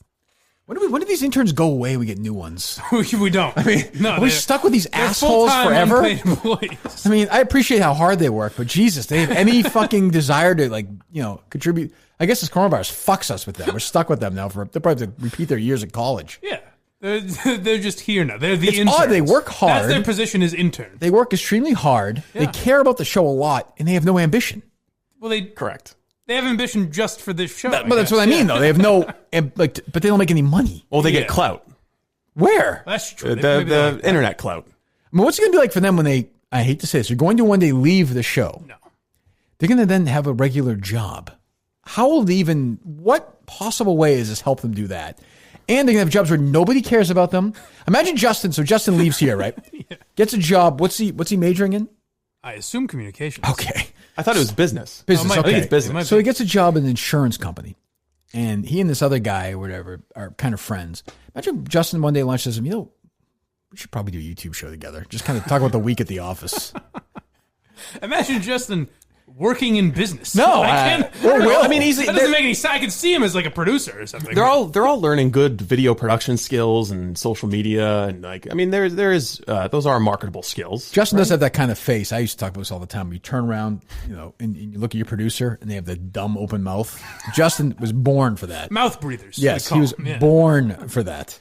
He did shave his beard though. I think after you raised the point of the mic. But they're not even like fans of mine. They just like being like little intern celebrities. They don't care about me. I don't know. Justin seems like a fan of yours. Yeah, Justin's a pretty big fan of yours. Yeah, I think so. Three of them go piss into the wind for all I care. Fuck them. What's that? They're all very good interns. They work hard. They are. They're very helpful. They all have their own thing they're very good at, I would say. They're good at hosting their show? Well, no, but it's not part of the internship. They are working hard. I got to say that. And they do. When you ask them to do something, I've never spoken to any of them except for Justin and I had a nice dinner once in Miami. Yeah. You've probably spoken to Will, no? No, I don't think I ever have. No, I never. Yet he was in the same room as you. When? He was here. Remember the show he shadowed us? No. He was in here the entire time? When you know what, he was waiting for me to go to Springfield. MGM. Oh, for the thing? Okay. It was the show immediately. Is that what you were talking about the other day when he was talking about how intimidating it was? Yes. Oh. Yeah. Okay. I didn't mean to intimidate him. Was I supposed to hug him before the show? Very scary, yeah. That came up the other night. That's what I mean. I heard you say it. I hear it's just, he comes in and then he leaves. And I'm like, well, yeah, that's the show. And then we'll talk via text the rest of the day. It's not like this, don't ever speak to me again. It's not that weird. You do talk via text. Yeah. Yeah, I mean, I prefer not to talk at all. Start the show and leave it. I'm not friends with you guys. Right. It's, I'd like to be, but you guys are professionals. I admire that. So you guys want to come in, do a show and leave. I'd rather hang out and bullshit. Look, you've got work and then you got things your to do. life. Well, we have families. Yeah, I like to mix it up, but you guys are professionals. I respect that. I got a doggy to get home to. That's true. Right. Yeah, what's the how many walks did the doggy take in a day? It depends on what you categorize as a walk, because there's bringing it outside, right, and walking it around just to see if it has to go to the bathroom. Then there's like the walkie. Okay. So we're right now we're at like 3 walkies for the doggo. This doggo, by the way, has got to realize that life's not always going to be having mom and dad around all day. Don't patronize. Don't accept doggo and walkie. I like doggo for walkie. Terms of that we're just going to use. Get used to it. But I mean, like right now, like the Clydester's loving it. Yeah, full-time attention all day long. He's the big star. You go take him for a walk. Go play in the backyard. It's going to get dark. The clouds will come over the sun again for Clyde and for what's Pesky? What the hell's his name? Ziggy. What's Ziggy? Is Ziggy going to be a little baby? Going to be a little whiner or no? I don't think so. He was really good for a puppy. He'll whine for 3 minutes when we put him in his crate. Kids and or he's anything, good, right? Ziggy? Yeah. It's a funny way of saying that. What? I mean, Ziggy can't have kids. He's neutered? I mean, has he been taken care of? No, he's got 2 big, beautiful balls. What are you doing? Well, he's only. You were supposed to neuter him at like 8 months. Oh, is that what it was? He's at 4 months. Yeah, that's what we do. Yeah. I imagine knowing you'll just do it yourself, right? Of course. You just strap a rubber band on him and let him walk around. That's the thing. A lot of people don't understand. See, that I would watch. If Steve did the YouTube show or on the Instagram. Oh, God. You're going to watch me neuter my dog? Yes. How great would that be? Would it be more disgusting than me eating chicken nuggets? It's pretty close when you're licking your fingers. I never licked my fingers. Lick your fingers. I did not. You did. Somebody sent me a picture of it. You did lick your fingers. Oh, I did after I purposely. No, before that. Yes, you had the French fry. You licked the salt right off it. I can't believe your girlfriend sat there and watched you do that. So weird. Well, so she wasn't really watching. She was on her laptop across the room. Yeah, why don't you go to a different room?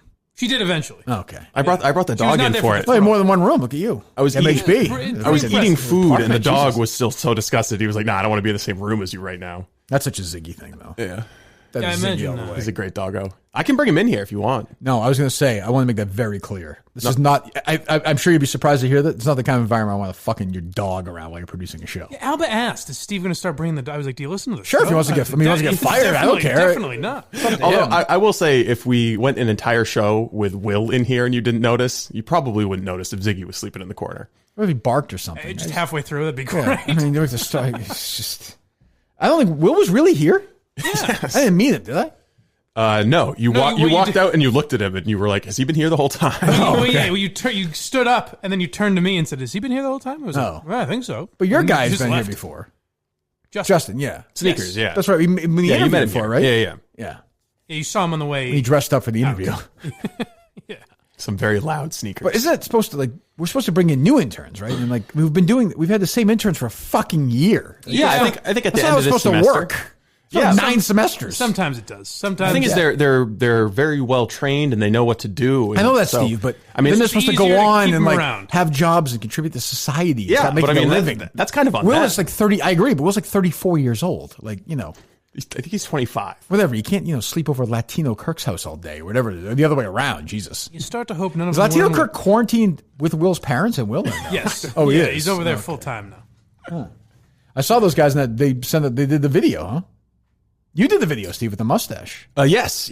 We did our Steal Your Man. Yes. Oh, yeah. Which I thought was going to be a parody song set to that. I don't know. It was fine. It was good. It was fun. Those guys did a good job. The kids seem to like it on the They Instagram. did? Oh, good. Yeah, Well, again, I'm too old for it. So that seemed good. The ladies looked wonderful and the guys were playful, right? Yes. Fantastic. You weren't in that, Mike? I don't. Well, there was an image of me or something, right? But I don't think I was. You were not asked to be in that? Approached to be in it? No one asked me. Were you not asked to be in the Barstool one? I don't know. I was not asked to be in the Barstool. No, I was not. So, but you have been asked to do something with the Lights Camera Pod, right? I'm on Thursday night with those guys. Excellent. Yes, Creed 2.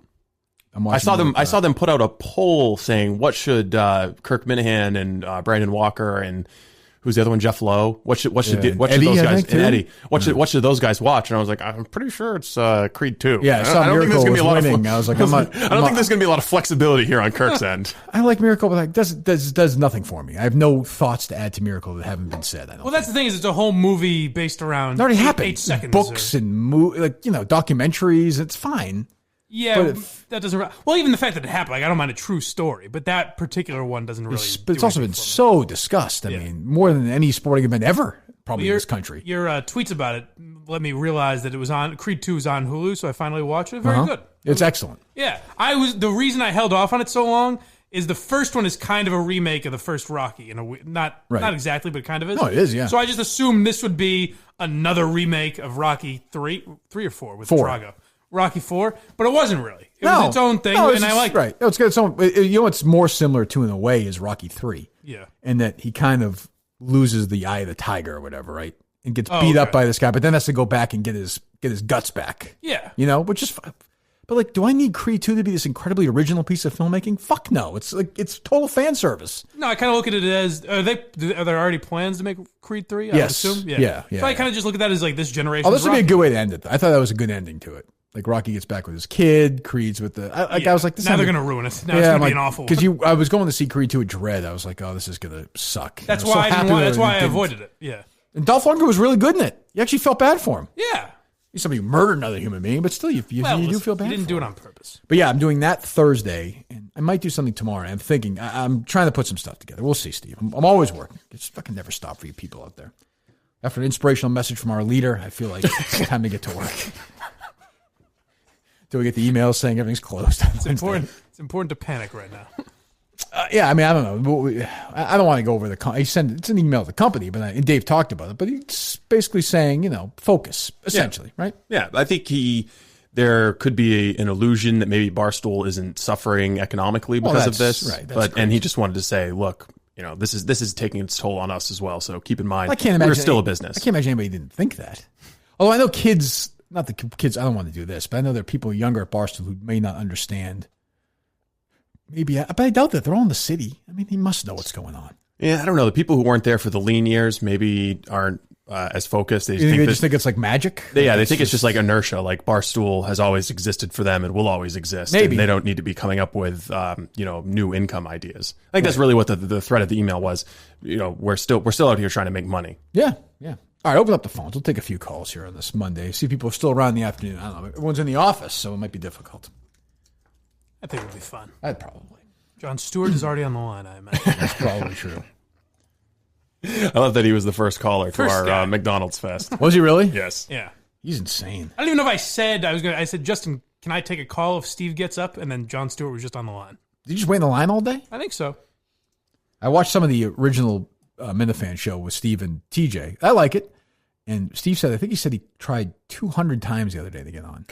Yeah. Is it really that difficult? I'll tell you, I used to laugh at that when I would see those numbers, and then when I called Mike Francesa on the 100th try of the day, I find it less ridiculous. I guess, but jeez. I mean, I appreciate it. And they want to talk to you. Well,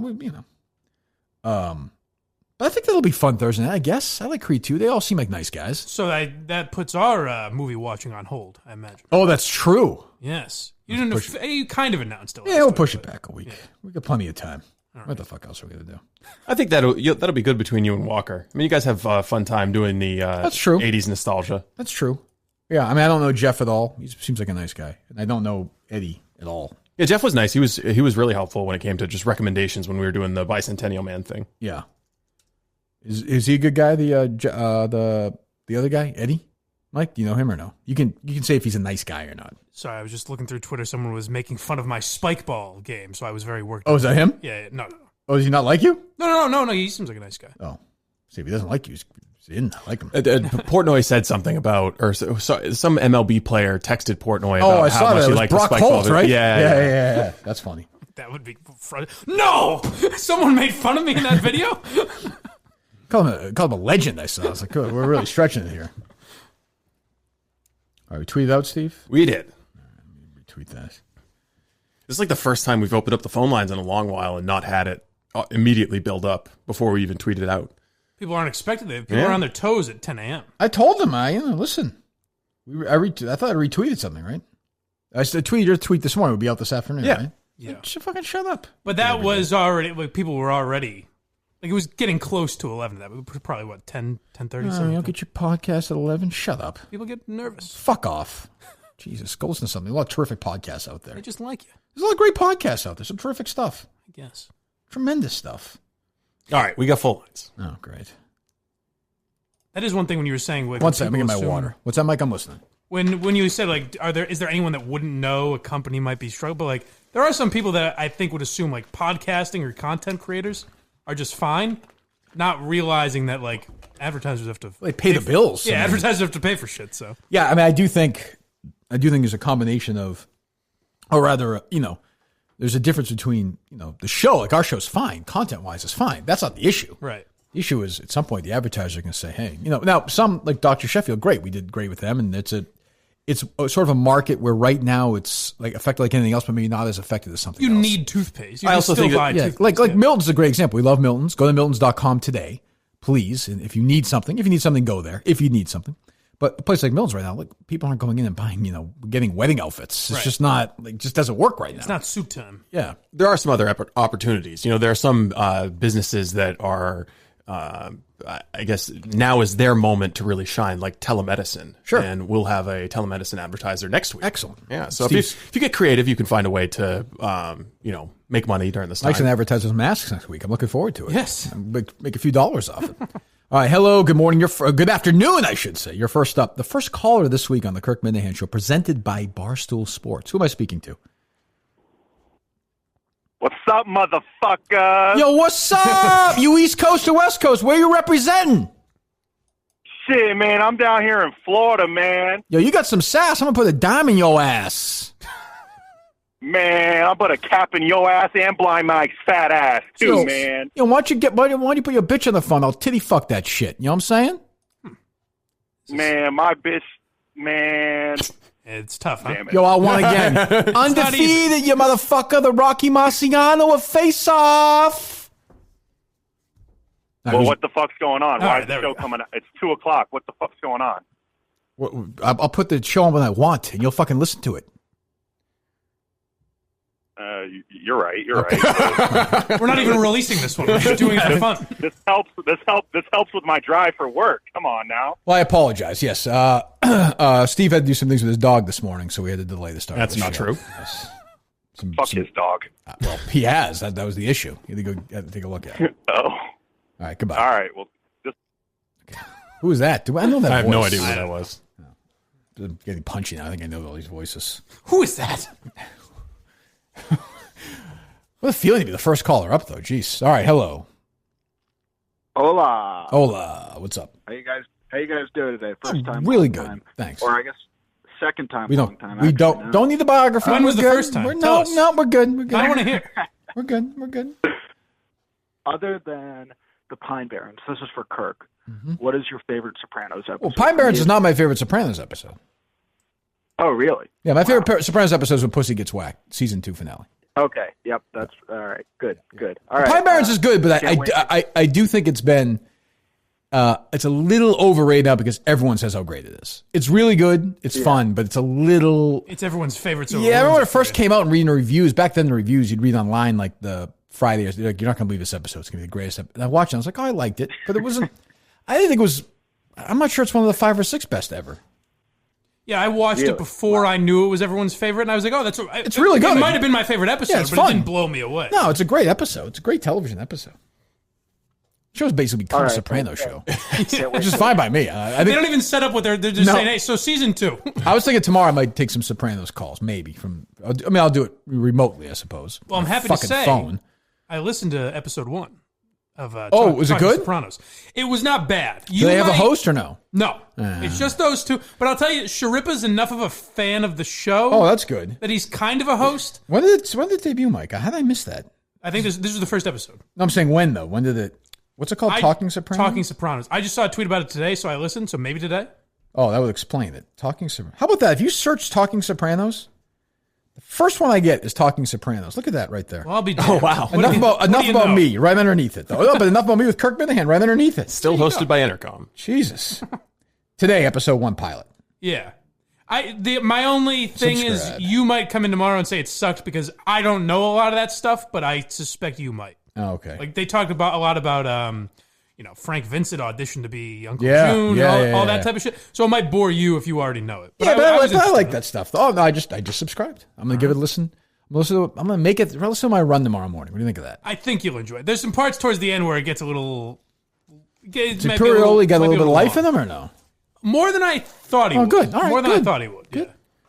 Good. Any other non-company podcast you want to blow, Mike, while you're out?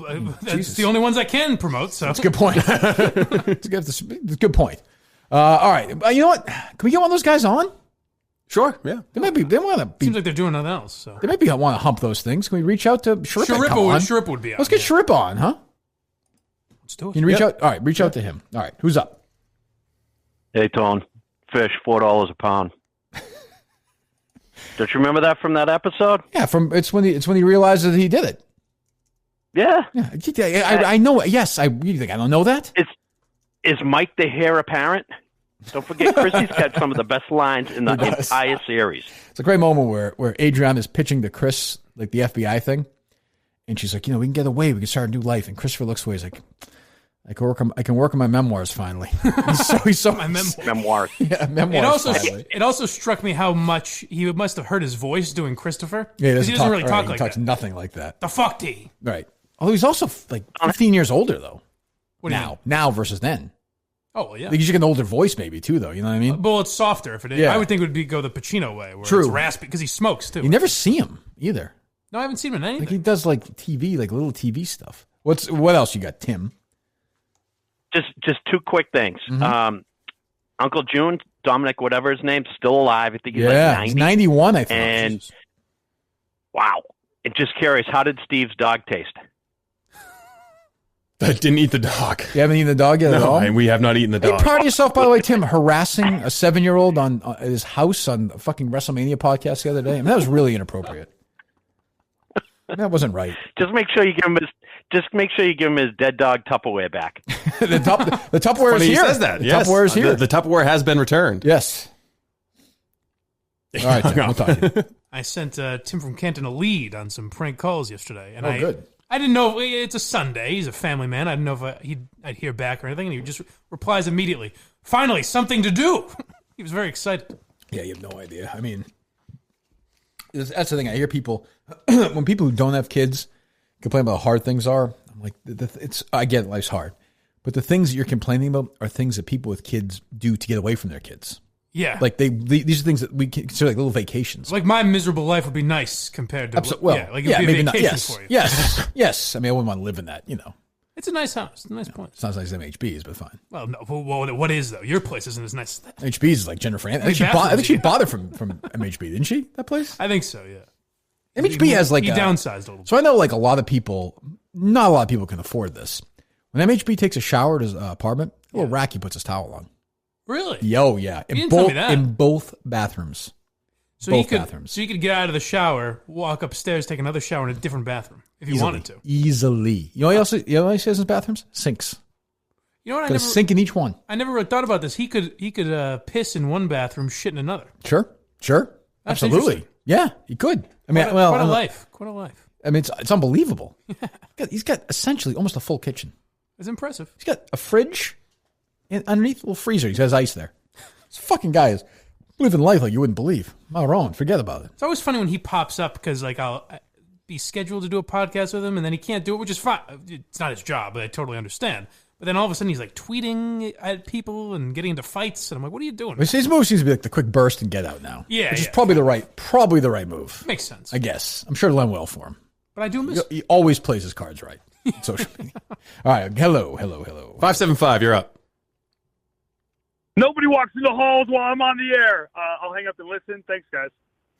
What a waste. I don't know what that is. What does that mean? You said that once. I did? It was an EEI drop. Oh. Nobody walks in the hallway when I'm on. Oh, yes. Yes. I don't know what the point was here. Well, they used to bring, God damn it. We have full lines, Steve? We do. Well, hold on. We'll get to Mark and Jim and John and Alan and Trudy here in a moment.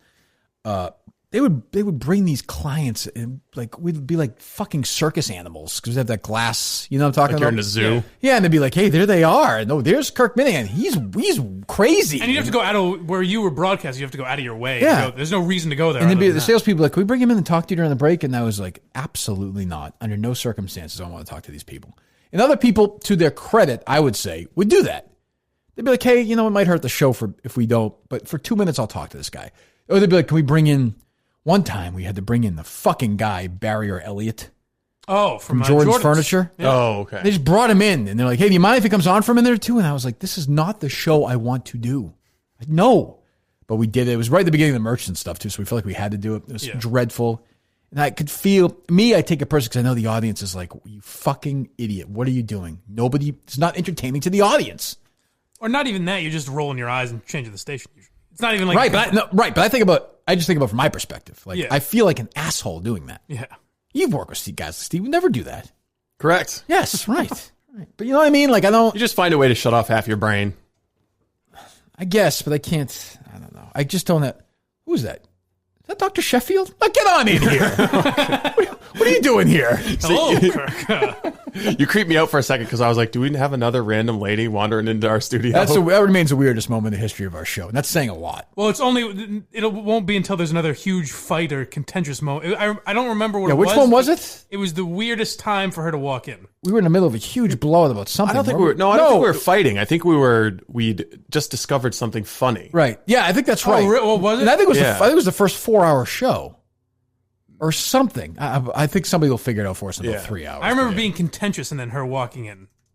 Yeah, I think you might be right. Or we were something. You know what? It might have been the day I cried. Yeah, yeah. Right? Yeah, it was something funny, right? Yeah, Steve was right. Yeah, okay. Yes. So we were both kind of right. Yes. More Steve, but yeah. All right. Who's up?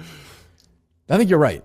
I think that makes time-wise, it makes sense. The woman was never seen again. I still appreciate the absurdity of her just live microphones going, people talking, and she just walks right in the middle of the room like, what's up, guys? It's true. I mean, I was probably nicer than she probably come on with us for like an hour.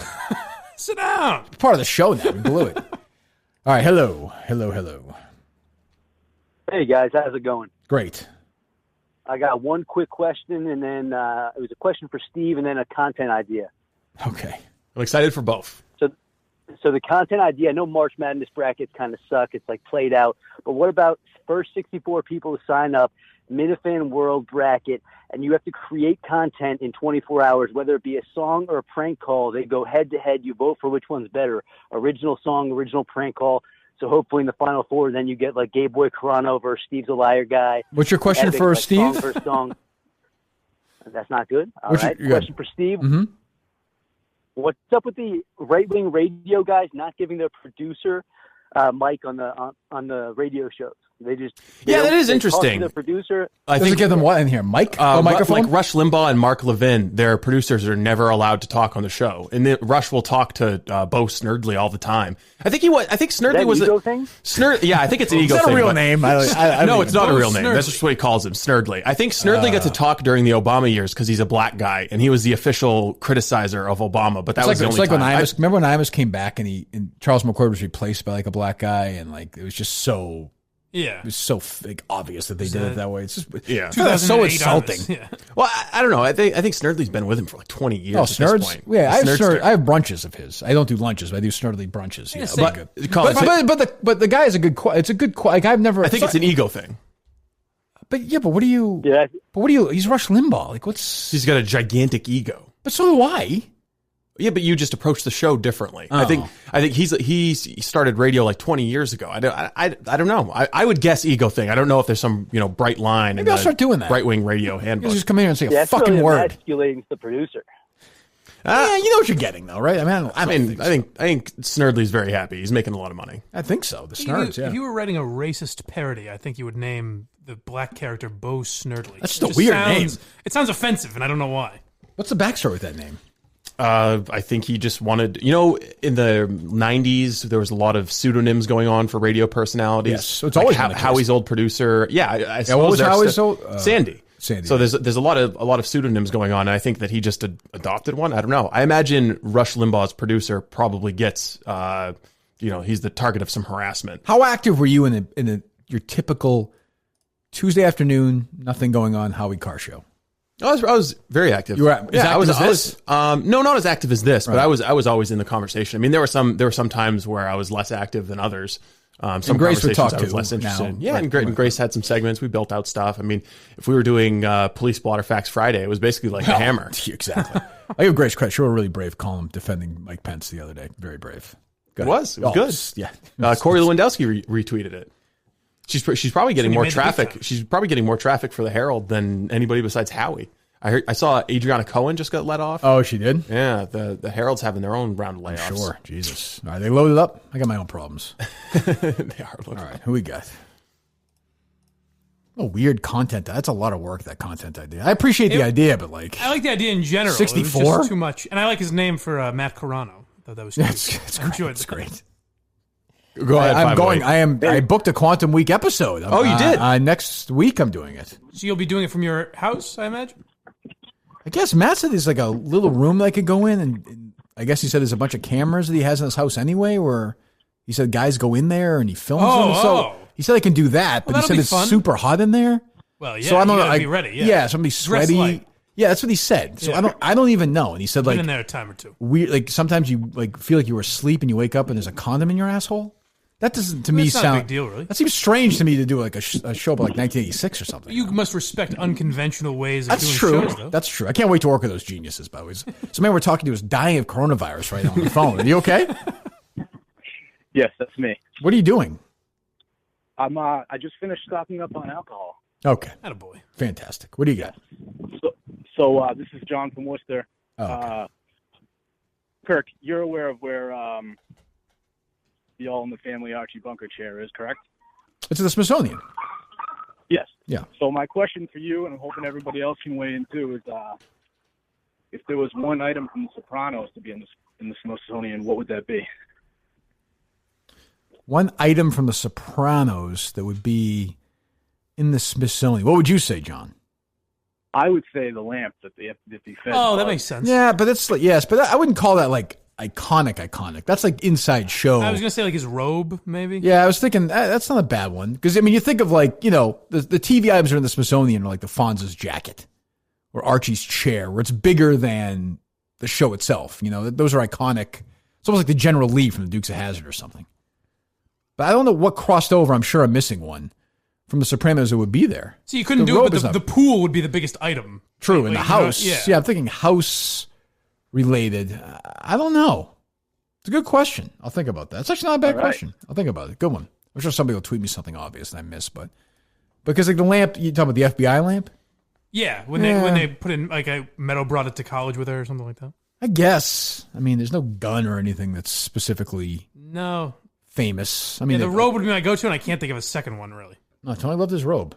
Who we got? Hello? Hey, hola. Hola, what's up?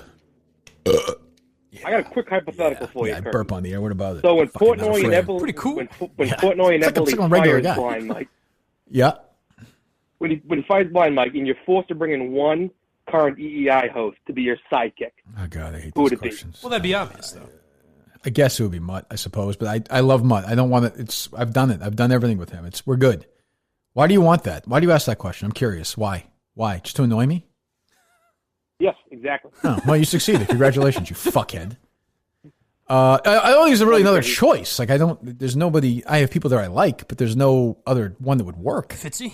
Yeah, well, that's true, but that's he's an alpha though. I would have to sit in your chair at that point. Oh, okay, that'd be tough for you. I heard Steve and TJ talking about this because Steve was talking about you, and he was like, basically like the beatings that you take are nothing compared to the beatings that Mutt takes. And I don't think Mike really takes a beating like that. Like Mutt would literally come in on Friday and get the shit. Oh kicked. yeah, I mean, day to day, yeah. I mean, just bludgeoned for like the entire show. There would be shows where it was just let's kick the shit out of Mutt. Right. It was almost like the way I thought of it was the old Stern show with the news, where they just made fun of Jackie the whole time. Yeah, that was the way I thought. I was like, it's Friday, it's loose. Let's just fucking. And he knew that we liked him. That's the thing. But we would just beat the shit out of him. Well, I would always say that when people would shit on Mutt for not being funny or whatever the criticism was of him, it's like there is a skill to that, to taking that kind of abuse. Like that is a skill. Absolutely. I don't have it. I couldn't have sat there. I fight back. Mutt would sit there and like take it, right. Which is you're right. Is a skill in a way. Yeah, I think so. Yeah, Mutt's a talented guy. Yeah, well. There wouldn't be a say like I mean, Ordway you're friends with. No, but that wouldn't work really. No, Maloney would fight with you. Yeah, but that wouldn't be fun though. Like it would be no. Yeah. It wouldn't be, the show would be a different. I have no interest in that. None. Yeah, there really isn't a second. It would be Mike's irreplaceable. I mean, I'll say it. I've always said because there's nobody like Mike. Shh, don't give him leverage for his next contract negotiation. Well, that's the thing. If I negotiate higher, then I lose my leverage. I'll tell you something right now. I think now's the time to call Dave and negotiate the contract. It just feels like the right time. Get him on the horn. Your relationship feels good. The business. I think now's the time. You ultra fucking made him. Yeah. That's what I would say to him. You want me, asshole? Pay.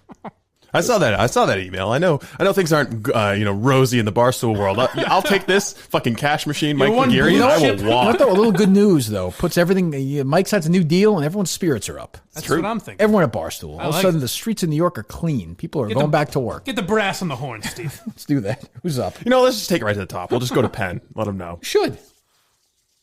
Willing to sell my shares if I have to. Hola, bichola. What's up? Hey, two quick movie things. I know you've seen JFK. I've seen JFK many times. Yeah, many times. I know you have. That's why I'm posing this question to you. So, do you want me to do my Kevin Bacon impression of Willie O'Keefe and JFK? I'd happy to do it if you like. Yeah, it has exactly. You're going to twist his arm. To do with that. Yeah, because they defrock him because he's queer. Yeah. You're not a bad-looking man, Mr. Garrett. You're not a bad-looking man, Mr. Garrison. Not bad at all. Maybe I get him out of here. We'll spend some time together. Go ahead. And he was a big Nixon fan, I remember, in the scene where he was with the guy from Eraser. Okay. Yeah, so, Michael Rooker. Yes. All right, so explain to me that motherfucking why they felt the scene to add in with where Tommy Lee Jones was bronzed. Oh, the orgy scene. Yes, but because Oliver Stone is fucking insane. That's why. I mean, yes. So the first time I saw the movie JFK, I could spend hours talking about this movie. I saw the movie JFK. That scene, especially though, it was bizarre. I was 12 when I saw it, and nobody gives a shit about you. Nobody's tuning in to hear your thoughts on it. This guy thinks about. Fine, go ahead, continue. You were 12 when you saw it. Okay, yes, I was about 5 years younger than. Who took you to see it? You were 12. I thought I was 12. You're still 5 years younger than me. I understand. It's not changed. Yes. Okay, so you were probably 17 when you saw it. I was 12. I interpreted it in a very different way. I just was always wondering 16 exactly what are they getting at with this odd orgy scene and Tommy Lee Jones being bronzed. Who took you to see the movie? Oh, back then you just snuck into whatever movie on. Everybody lived right by the Chestnut Hill movie theater. We went to it's gone. Yeah, AMC Chestnut Hill. Yeah. All right. So thank you for the call. So I saw JFK back-to-back nights. That's how blown away I was by it the first time I saw it. Because I thought it was like, I'm a kid. I was like, it's like Harry with wrestling. I was like, my God, this is really how it worked with Kennedy. I'm surprised at 16. Yeah, I was interested in stuff like that. Yeah. That was a smart kid. I mean, you want to talk about fucking at 15. Kennedy slayed. Oh, I'm sure. John F. Kennedy? I have no doubt. Well, yeah, he definitely did. But I was like, oh my God, this has to be true. And now you watch it, and like Jim Garrison was a whack job. Like Oliver Stone, it's total conspiracy insanity. Now he's the guy who brought the Warren Commission down, or at least raised questions on it. But I was fucking blown away when I saw it. But yeah, they have a scene in it. If you watch it, Kevin Bacon plays this gay guy in prison who they go and talk to, who claims he had a relationship with Tommy Lee Jones's character. And the one scene, they're all dressed up in it's like 17th century men in like powdered wigs, and they're fucking each other. And Tommy Lee Jones is slapping Joe Pesci in the face, and they're all crawling around. They have this old movie playing of men jumping over each other, and like it's the most fucked up. It's so fucked up. Now, what do you think that means? I have no idea. I know as much as I remember watching it. I was like, this seems really strange as a kid. But, I don't know. Who knows? I didn't expect that call. Calls were pretty good today. Yes, I all about movies, but very obscure. Yes. Hey, Kirky. Still loaded up, Steve? All right. Who am I speaking to? Hey, Kirk. It's Nick from Boca Raton. Nick, how are you? Hey, how you doing? I want to bring up the pastry scene in The Sopranos with Christopher. What show are you talking about? I'm not familiar. Yeah. When he kicked the guy out of the pastry shop and then he shot the guy in the foot. Yes. Yeah. Yeah, that's actually Vito before he was actually in the show. The guy that he kicked out of the. Oh, is that right? I gotta go watch that. Oh, it's a good one. I gotta go watch that again. So that's the actor. That's the actor playing a different character. Yeah. No, he's just playing a no one. Pretty much. Right. Oh, I gotta watch that again. I'll watch that again. That's good. Very good. I'll watch that. Thank you. When you retweeted this, did you say Sopranos calls? No, but people love the Sopranos. I'm telling you, there's no show like it. Well, there's probably a lot of people rewatching right now. There's also that. I'm also rewatching. Where are you? The second season. Oh, you watched it before though? Yeah, I watched it when it first came out, so like a long time ago. Never 20 years ago. Yeah, exactly. Never really came back to thoroughly rewatch it. But a big Sopranos beef I have. You're in it now though, Steve. Then there's no way beginning of season 2 that Tony even lets pussy back in. No. Doesn't trust him. The's no way. But he goes on that hit. No way. That's kind of with Matthew. Yeah, he kills that guy. That's supposed to like. No, but I'm get saying is fold, when he's in the fucking, because the season starts and he's in the cul-de-sac. Yeah. Remember, Tony would be like, you know what? No, I don't trust you. No way, you're not back. But isn't that kind of the point? Like the arc of Sopranos is that you kind of see Tony questioning stuff like that. Like he loves pussy, so he wants to let him back in. Yes, and but he struggles but with that. it's too big. I'll save that drop. But that risk is too big, though. Yeah, I think I always thought that. I was like, now retrospectively, I can say that because, I guess we didn't know. Did we know then that pussy was talking to the FBI? Yes. No, at the we see that in season 1? But 2. No, not in season 1. Yeah, no, it's at the beginning of season 2. But, right. But yeah, by the time he goes on that hit, obviously, we know. Yeah, but even on the hit, he doesn't shoot him at first. Tony has to look at him. Yeah. And then he starts shooting him, if you remember or not. Yeah. Tony had already killed him. So it wasn't, I mean, he's still an accomplice to murder, even if he doesn't definitely pull the trigger. But the other thing about The Sopranos is, it's people always say it's true. It's amazing how these guys just kill people and there's no moral qualm. The police never look at it. They never investigate it. Like, these guys never get in trouble for it. I thought about that when I saw They murder everybody all the time. They just drop the gun. You're like, oh, well, okay. I saw the scene the other day when Jackie Jr. gets whacked, and the guy they just did it in broad. They shoot him back of the head and then they leave. And they get in the car. I thought, like, is there no one? Right. I mean, even at this time, like, what was that? Probably 2004. So there might have been a camera around or something. Nothing, you just do this in broad. And nobody ever. No, yeah, they never get in trouble for it. I know it's two different, completely different organizations, but that's kind of how Whitey was. Sure. Yeah, that's true. He was killing people willy-nilly, and he had a lot of cops and FBI agents on his payroll. So nilly-willy. Nilly-willy, yes. Sorry, he was killing people nilly-willy. I'm going to change that. Like Nelson Woodford? Yeah. Sure. Buddy of mine from high school. Bo Snerdley. Oh, Snerdley. I'm going to start calling you Bo Snerdley. I'd appreciate Mark Levin calls, I think he's had multiple different producers, but he calls them all Mr. Producer. That's good. It's cute. It's good. I'm sure Mark Levin's been very open-minded in this whole story.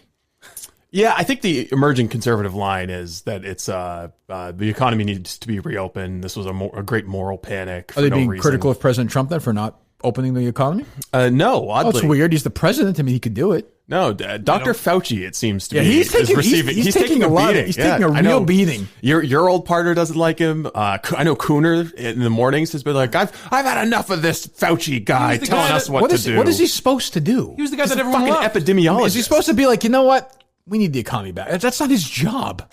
He's a doctor. He's also 80 years old. But it's that weird thing where you can criticize Dr. Fauci, you can criticize Dr. Bricks if you're in the conservative media, but you can't criticize Trump. But I don't understand. He could just fire those people. No, whatever. The deep state won't let him. Oh, it's the deep state's fault. Yeah, it's the deep state. All right, back to the call. Well, you cowards wouldn't do that, but I would. That's Listen, what I didn't block him. It was Steve's move. I thought Elvin would be older. No. Kirky, what's going on? Guy. What's cooking? What do we got? What's saucing? How you doing? I got 3 quick movie questions for you, and then a personal question, if that's okay. Sure. All right. First, do you have a favorite Boston-based movie? The Verdict. Okay. What about what about your least favorite? I mean, everybody says Celtic Pride. I'm trying to think of like a movie that some people think is good that's set in Boston. It's actually bad. I don't like The Departed. So I mean, it's not a bad. You can't call it a no, bad. but I mean, saying Celtic Pride is like right. I hear you. You know what I mean. But expectation versus whatever for me, it's overrated. Well, do you like The Town? It's okay. See, that would be my go-to. I like Gone Baby Gone more than The Town. I like The Town, but people quote it. Yeah, it's from gotten around way here too often. It's gotten way too. They look at it as a classic film. We just need more movies that take place in Boston. I will say I did like The Fighter. I thought The Fighter was very good. You don't hear a lot about that. No, anymore, but that was very good. Yeah, the sisters were good. That was good casting. What else? What do you got? A couple more? The 6 Degrees with Kevin Bacon. Can you do Sylvester Stallone? One of your favorites? Are you asking me if I can do Sylvester Stallone to Kevin Bacon? Absolutely. I mean, all right. Sylvester Stallone was in Copland with Robert De Niro, was in Sleepers with Kevin Bacon. Next. All right. I knew it would be easy for you. I mean, did you? Why'd you ask? That's. I mean, you know, it's like when Bruce would put, stump the E Street Band, and they had 96 Tears, and he said, "Do you really think the E Street Band doesn't know 96 fucking tears?" I mean, really, Jesus.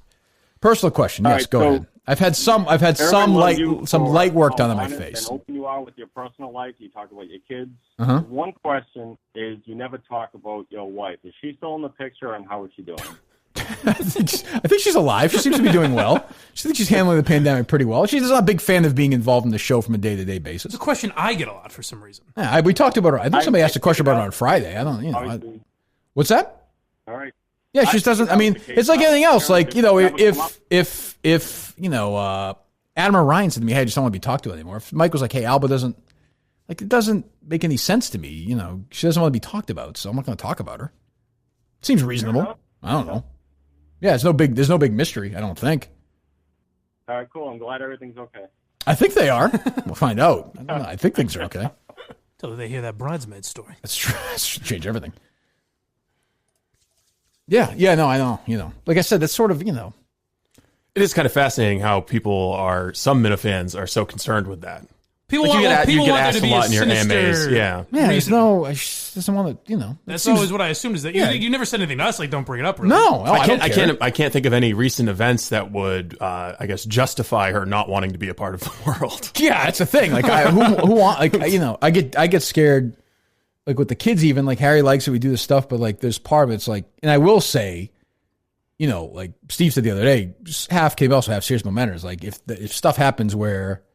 My family is goodbye. The fucking show's over. Yeah, literally once the show will be over. Like there's no, I can walk away and I will walk away in a fucking second if that is done. So that's not me being some tough guy. I'm just saying it's your fucking family. Well, it's an obvious thing. You're not going to put your family in. But danger. I mean, you do a show every day for people, and you would think those people in kind would, you can have fun with everything and do your stuff, but at the same time, understand that there's also is a level of separation. Yeah. Now, you do a show and you talk about stuff. I understand the lines get blurred a lot, but there's also basic human. Yeah. Like, I don't know. I don't care about Menner's wife or Andy Mayo's. Like, it doesn't, like, now, it's different. It's my show, but I would never, it doesn't make any sense. Like, that's what I see a lot is like, Kirk will talk about Alba, but not his own wife. And I say, like, well, I mentioned Alba first. Yeah, if you said to me, I wouldn't know who Alba was if I didn't If you said to me, I don't want to talk, Alba doesn't want to be talked about anymore.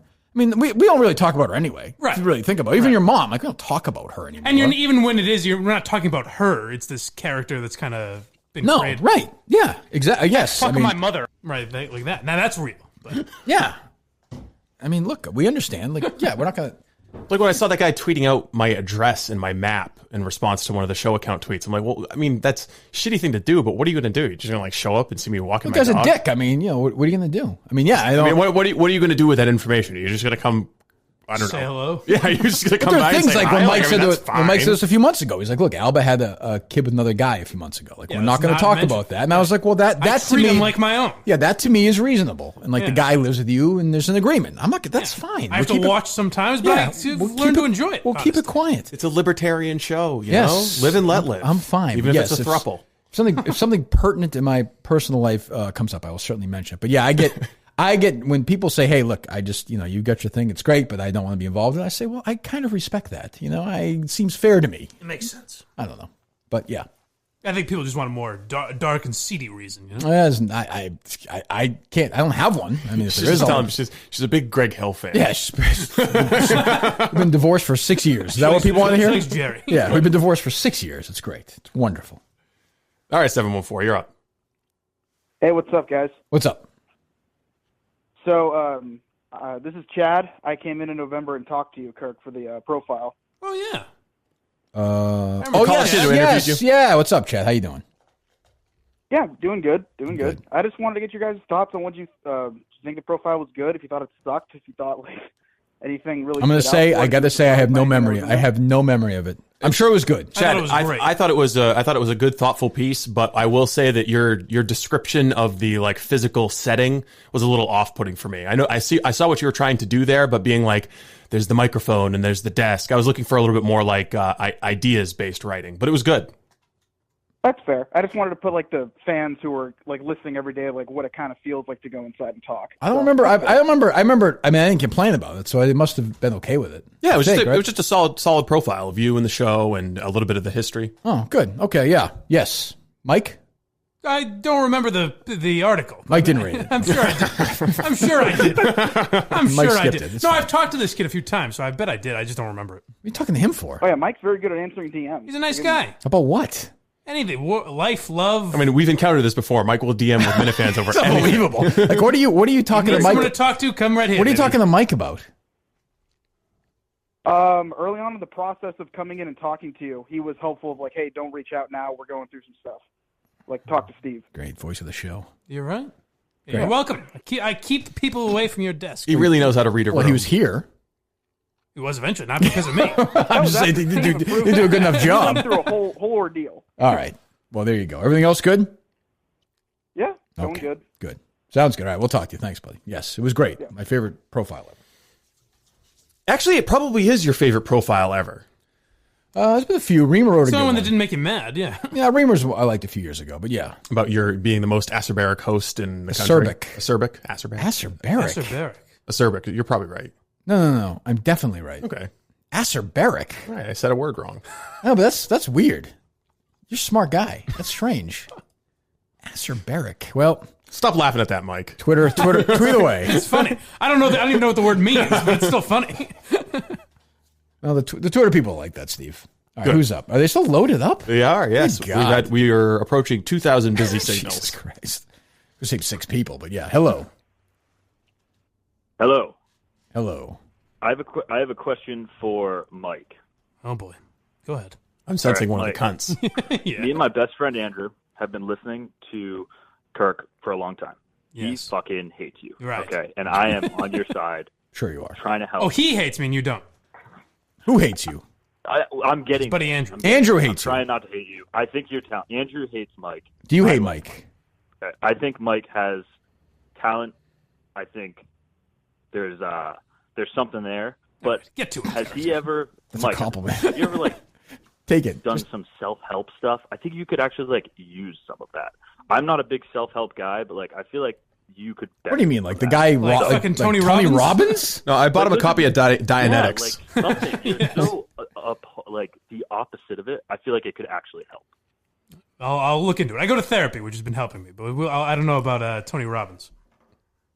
Didn't Tony Robbins get Me Too'd? Isn't he not even doing anything anymore? There was some stuff. Something there was happened. a tape of him using the N-word. Yeah, he was harassing people. And... Yeah. It's almost like he's a fucking asshole scam artist. Who would have guessed? Imagine being associated with him. He'd be a real shithead.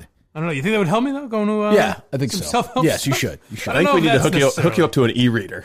Yeah, I think it'd be great if I came in one day and I was very spiritual. Yeah, hey, what's so negative Kirk, I today? know that you make fun of me because you have your own demons that you're dealing with. You should be that guy. As a matter of fact. That would last a long time. It would actually be pretty good content if Mike became a Scientologist. I think your criticisms of me are really your sensitivity shining through. You should do that. All right. Yeah, give Anthony Robbins a chance. Maybe he's got something to say. I don't know. You might.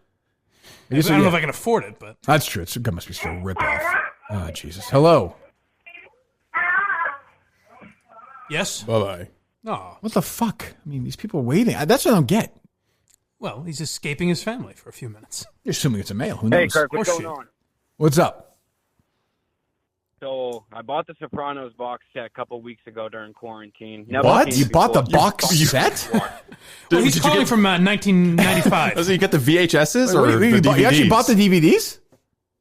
Hey, yeah, the DVDs.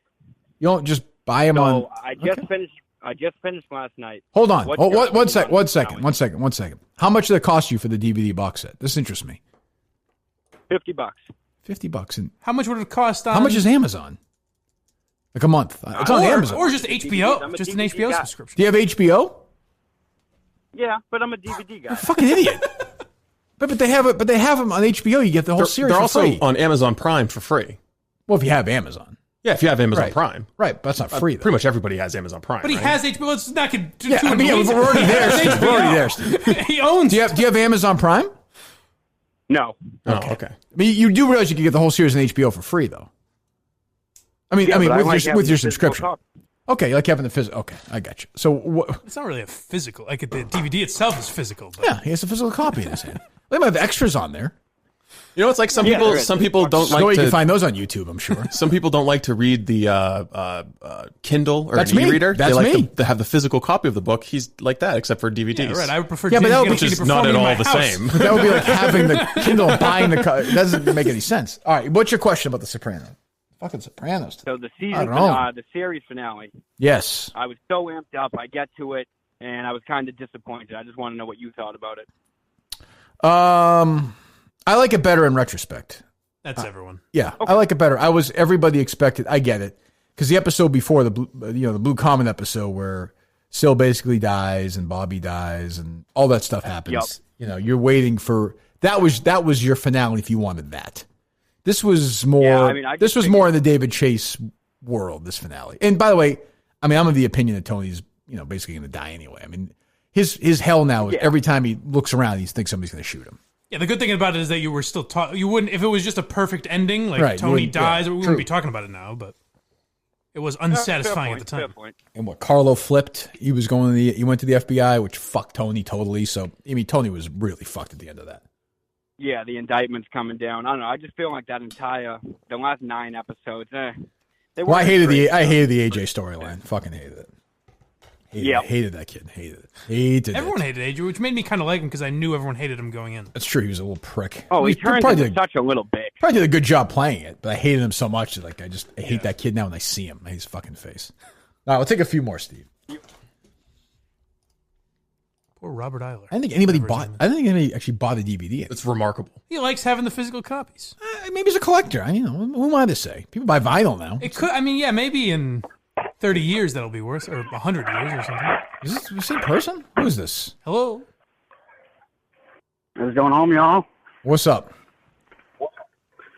Hey, what do you guys think about Cuomo saying that they hit the plateau this week? Saying that what? What? What y'all think about Cuomo saying that they hit the plateau this week? What would you like me to say about that? I like it, baby. I'm in. I'm down on it. We're on the other side of this thing. I hope we're not there yet. I disagree. I would prefer fewer people dying, I guess. No, I want the plateau to be higher. Let's keep it. Where are you calling from? A car wash? Yeah. Oh, okay. Is that a fake voice, do you think? With any luck, we got a few more years of this. That's what we can hope for. Jesus. Did Cuomo say that? No, he said that just basically, if you look at their deaths and new hospital admissions, that they're not seeing still a rapid exponential rise. Like I said a few weeks ago, overreaction. Take a few more.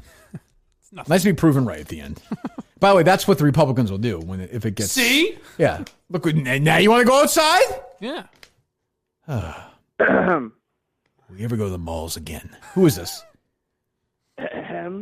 Yes. 1970. Mm-hmm. Telly Savalas. Donald Sutherland. Oh, don't embarrass me. Don't embarrass me. Please don't embarrass me. Really? Come on, what? Really? Who's next? Easy? Don Rickles, Clint Eastwood, what else? You're too good. You're too good. Clint, 28 years ago, we did a movie called Kelly's Heroes. I haven't heard from you since. I like that clip you tweeted out the other day. I've watched that clip in my life 50,000 times. 50,000 times. My brother Ryan and I will message you once a week, old Rickles stuff like that. What does he say? His idea of a good time is sitting next to his dog in the truck, watching his dog bark. What do you have another point or no? Clint, I'll say it. No one else will say it. You're a lousy actor. That was my favorite line. I mean this with all my heart, Clint. You're a lousy actor. You're a lousy actor. Mother Eastwood is here. Anything else or no? That's pretty much it. Okay, good. That's embarrassing. Carol Connor's in the movie, for Christ's sakes. Well, Jesus, that's humiliating. That's embarrassing. What an asshole. I actually didn't know. I know of Kelly's Heroes because I know Don Rickles was in it. Yep. And that there was something they did on The Tonight Show where they went onto the set of Kelly's Heroes to confront Don Rickles. No. So Kelly's Heroes, the movie. No. You're thinking of Sharky CPO. That's what I'm thinking. Yes. That's a sitcom. That's what I was about to say. Wasn't it a TV show? Yeah. Kelly's Heroes. That's what I'm thinking. Yeah. Who's up? You're embarrassing yourself too. Everyone's embarrassing themselves. Kelly's Heroes. Jesus. Terribly embarrassed. God, keep it in your hat. 339. You're up. You're up. 339. Kirk. What's up? I'm here. Good. Hello. Kirk. I know you're a man that doesn't really care to be praised much. I'll accept some today. I'm in the mood for it. I do need to tell you that Thursday's show might have been the greatest thing you've ever done. Well, thank you. I shouldn't say many people have said that. Many people have. And conversely, many people have said it's the worst show we've ever done, which is perfect for me. I like a nice balance. Well, those people are morons. Well, no, I don't agree with that. Like I said before, I'll stand by. Anybody who doesn't think we should have done it, I have philosophical differences with. That's all. Okay. So I have a quick question for you and Steve. Are the lines still filled, Steve, or no? They are. Jesus, these people. We'll take calls all day. Go ahead, ask your question. I'm actually a pretty big fan of Mike on the show. Jesus. And I'm trying to figure out why that is. Like, looking around. What is it about Mike that you like on the show? Don't. That's what I honestly have no idea. Right. Yeah. It's just that ineffable quality, right? You just said, once in a while you hope it gets like 3 or 4 questions, but it's always just that second one. What exactly do you like? But he's got. Yeah, you're right, Steve. He's got that certain. When a star walks in the room, he's got that it factor. That charm. Yeah, you just can't. You're just attracted. Yeah, you just look at the guy. You say, that's a star right there. Go ahead. And I mean, when coronavirus ends and you get rid of them, I probably won't miss them. But for right, now, yeah. Now why? A few seconds ago, we were just such friends. Did you see that email too, Steve? How do you know that? Go ahead. And then lastly, Kirk, I don't know if you'll remember. That wasn't a question. I just wanted to make that point. He said he likes you. This is for Mike and Steve. I like Mike, and I have no idea why. Well, no, your issue should be with me. He was going to make a point that he likes you. I felt the need to follow up on it. That's true. Because it was so startling to me. And look, the guy made a good point. My only friend. When the guy makes a good point, I move on. It's a good thing this call came at the end of the show because you're just going to be too startled to continue. Stay away from the cunts group chat, sir. Don't let him brainwash you. What's your final point? You get 3. Jesus. Yeah, this is the last one. I think you'll remember this. I actually bumped into you about a month ago. We locked eyes while you were jogging, and for whatever reason you decided to stop. We climbed into the back of my Subaru and we made love for about an hour. That was you. Okay, yes. Yes, I do. Oh, I do remember remember that. Yes, thank you. There you go.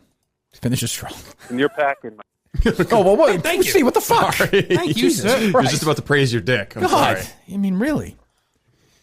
Yeah, we came at the same time, which was nice. That's rare. That's so rare. I was giving them a reach around, and it was a lot. I'll be cleaning up. Who we got here? 707, you're up. Yeah, I just want to say Thursday's show, fantastic. Mm-hmm. Laughed so hard, I was crying while I was sitting in my office. Well, wait till this Thursday I wanted to sit there all day, and she was wondering why I was laughing so hard. So you explained it to her, and then she understood completely, right? Oh, it was amazing. Thank you. Amazing. But aren't they on a radio show every day? I don't. Why? So they were doing a radio show. Well, I'm glad you enjoyed it. I was dying. Good. Thank you very much. Thank you very much. Have a good day. Well, that's very nice. See, why can't we get those all the time? It's nice. Just hey, we love you, love the show. That's it. We're just not used to. We automatically assume they're going to shit on you, and I yell at them. When they praise me, I don't follow up. See, I just let it go. Right. When they praise Mike, I think it's worth an investigation. Why would you say that? Again, why would you humiliate yourself? Psychologically, it's worth investigating. All right, we'll take 2 or 3 more, Steve, and then we'll call it a day here. People must be on the edge of their seats waiting for this episode. That's true. That's true. Well, they're still calling, and they're delaying the it's release their fault. of this episode. Back tomorrow morning. It's like that, bouncing right back. Jesus, it's like doing back-to-back games on the road. It's going to be very difficult. Hello. Hello. Hello. So I have a question. Mm-hmm. Was the marriage broke up between Steve and Diane by Captain Hungwell? Am I speaking to Captain Hungwell now or no? No. Oh, this is just a long time listener, and no. I don't think it was Diane. It was Donna. It was Donna. Yes. Good point. Get my ex-wife's name Good straight. memories. Donna. And keep it out of your mouth. Yeah, really, no shit. No, you can talk shit about her. She's a dirty whore. Oh, Jesus Steve. God.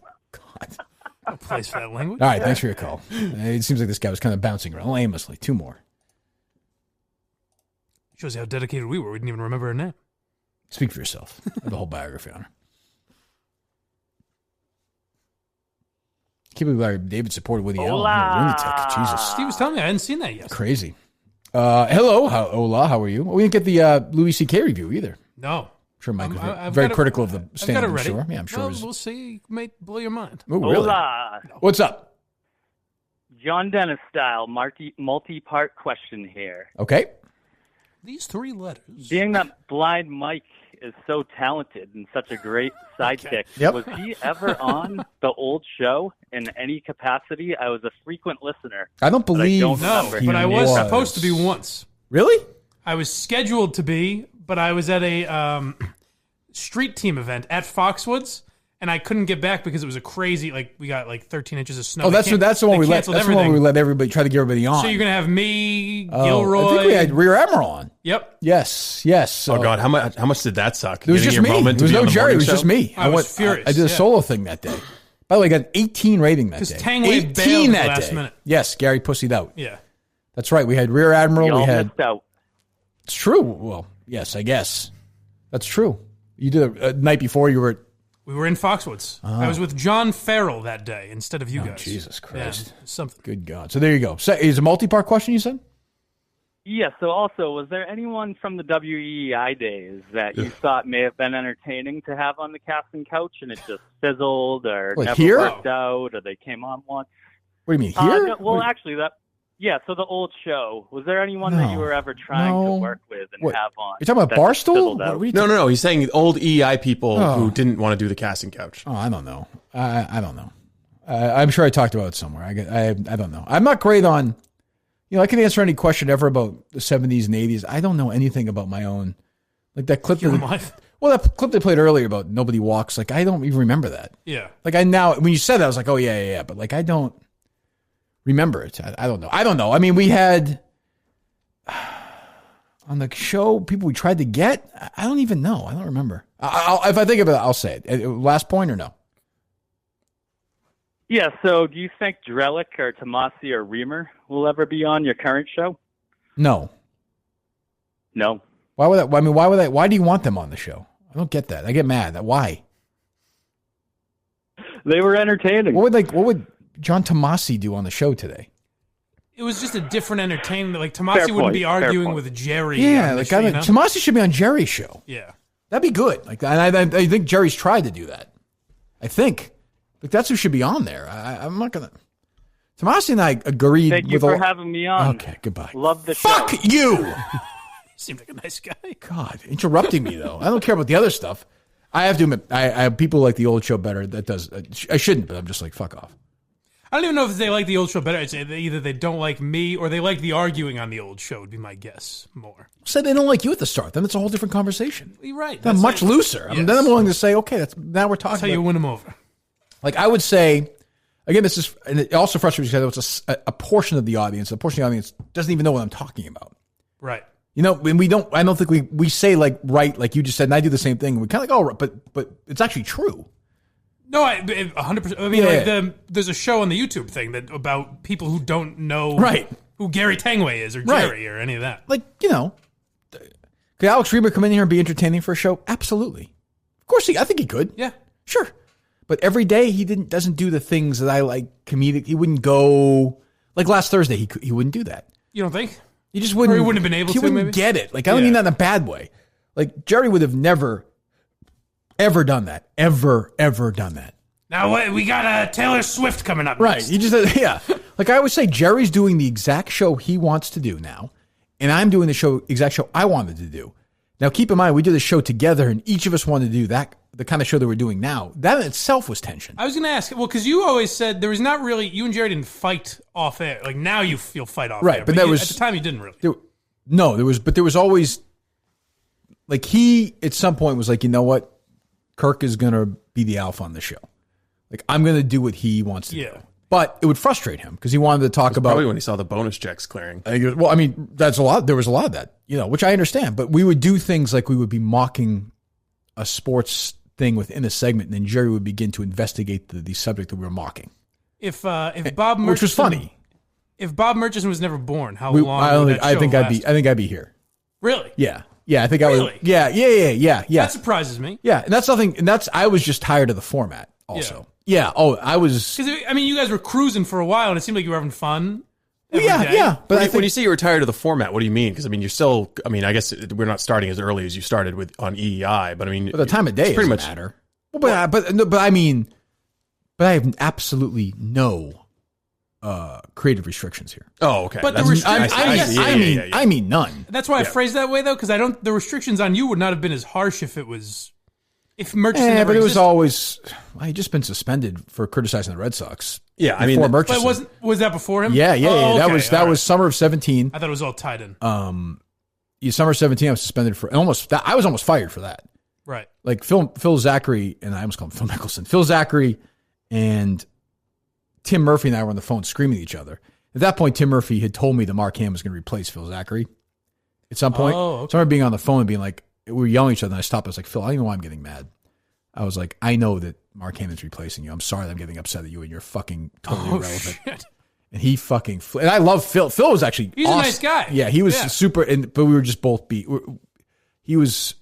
You dealt with Phil a little bit or no? Yes, I did deal with Phil a little bit. Yeah. He had some. He would be up and down. He could be volcanic, but I liked him and he had guts. He would have. They unfortunately blew him out and brought him that pussy Hammond because he would have fought with Murchison. He did fight with Murchison. But they suspended me and I went on this rant and called pandering pukes or something. Something like that, yeah. Yeah, and they suspended me for a week, and that was much closer than Aaron Andrews. I was almost fired in the middle of a summer. That summer we did like a 17. I don't know why I always assumed that was not that big a deal. And then Murchison rolled in September, October after that. But I was already like battling that stuff. And I remember coming back and being, that was the same summer my parents had died, and I got suspended a month after my mom died. A couple of weeks after my mom died, I just come back. I remember coming back after that, having a meeting before I came back, and I was like, just so you know, I won't work here unless I make more money than Jerry. Like, I'm done pretending that this isn't, this is not his show. This is my show. So you can either, let me go and do your thing with Jerry, good luck, or you can pay me more than him and let me do my thing. And they paid me more than him. And then Murchison came in like fucking 2 weeks later. It was over.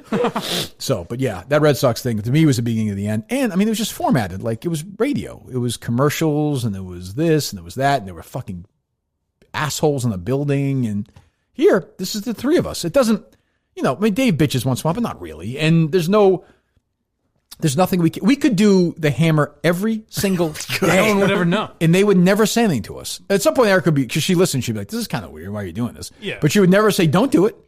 Especially if he gets the same amount of downloads. Yeah. You know what I mean? Like, it wouldn't. I mean, I know it wouldn't after a while. So that's why you do it once in a while. But they if I tried to do that at EEI, they would be like, what? You can't do or just not even.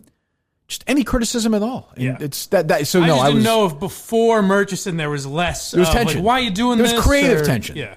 There was not tension, but there was creative. Jerry and I got along great, but he had a different, like I said, he wanted to talk about different shit. He wants to talk about what he's talking about now. Right. So I tried to be more like, this is the real Jerry. Like if you follow him on Twitter, this is the guy who would talk during the breaks, and then he would actually curb some of that conservatism for on air. Yeah. And give it a little more of a corporatized thing. Yeah, or something everyone could relate to more. Or not, but not even just like he's an extreme hard right winger, harder than he seemed to be on the air. So I don't know. We have any more calls or no? We do. I hate to end it with like that. But yeah, I think I'd be here now. Huh. Yes. Were you surprised at how quickly we could switch to FCC regulations for the Thursday show? Well, speak for yourself.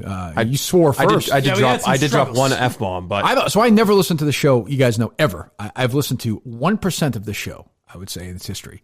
I actually listened to the last 7 or 8 minutes on Friday for the blooper stuff. Oh, yeah? It was really funny. It was. That was funny. Like I got feedback. People seem to like that, which is good. My favorite was when I said something about one of the strolling six. I said, I was out drinking with Mark, and you said, well, we're all in recovery. So at that point, the intentional sabotaging of it was funny. Well, at that point, I thought, should I just do this for an hour and a half and continually stop it?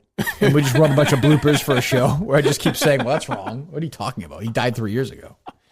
All right, who's up?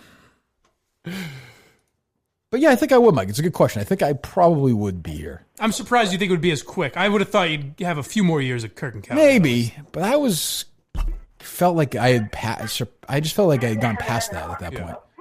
Who's this? Hello. 618. What's up, guys? What's up? What's that in the back? Are you a club? Maybe we're wrong. Maybe people aren't taking this seriously. Yeah. Just waiting for the show to be done, Well, why are you calling? Bored as hell. What is that in the background? Where are you? What are you doing? Are you torturing someone? Yeah, man. Watching some Blippi, dude. There's a local fair. There's not a lot going on, but there's a carnival where he is. It's like the most boring sour shoes call of all time. What do you got? Bored as fuck, Yeah, okay. We'll talk to you later. That's all I got. Okay, that's good.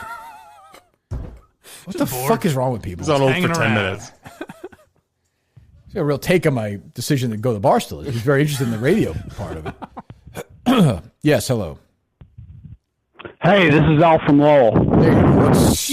Jesus Christ, Al. Hello, Al. No, next. That was the last call. All right, good. That's how we end? Unfortunately. That seems about right. Jesus Christ, that's annoying. Oh, actually, I've got a different note for us to end on. All right, go ahead. If you listen to someone who calls himself Ra of Earth, a pale asshole is the least of your problems. There's this one woman in the article also says that she gave up coffee in the morning because she gets so much energy from sunning her asshole. Imagine if that extends to like work, for a coffee break. You go to one of your coworkers, hey Dave, I'm going to go out and sun my asshole. You want to watch?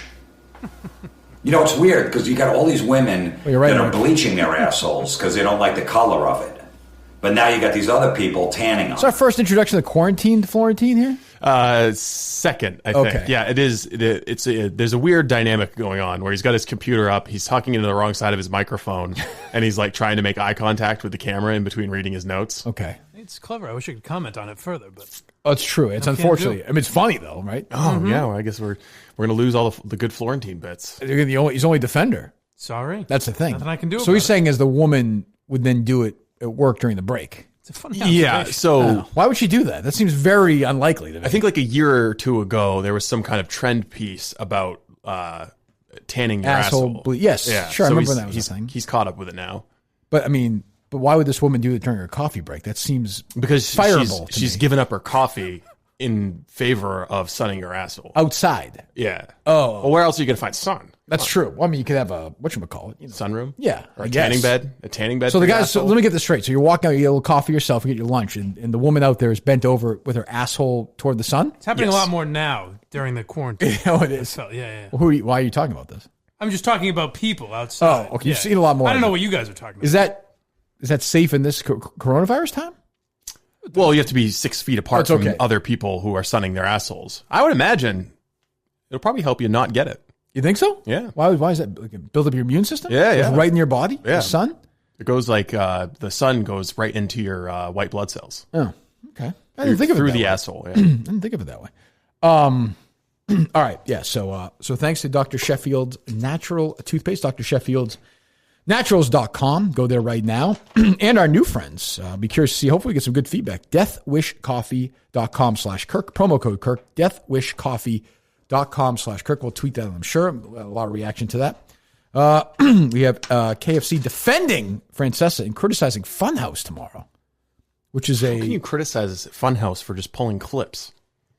That's true. I mean, I don't know. Like if there was somebody who was pulling clips of KFC show and posting them and got like 80,000 followers on Twitter and was just promoting KFC show, but occasionally made a joke at KFC's expense. That show Francesa's popularity. He's got 80,000 people, following him. Just watching, yeah. Because the other stuff, like, I can't imagine anyone other than maybe you and I are following that for the Steve Summers clips that he's tweeting out or anything. He does. He does other FAN clips, but who gives a fuck? Yeah, nobody cares about that. I think he's useful to everybody who's a producer. Also, he hates Dale, which is funny. I love it. I have no idea why he hates Dale, but I love it. He gave an explanation the other day on a tweet. He said those guys kept playing his sound. His clips they followed him until he stopped. Until Francesa left. Yeah, until Francesa left. They unfollowed him the day after. But they also never gave him credit or anything ever.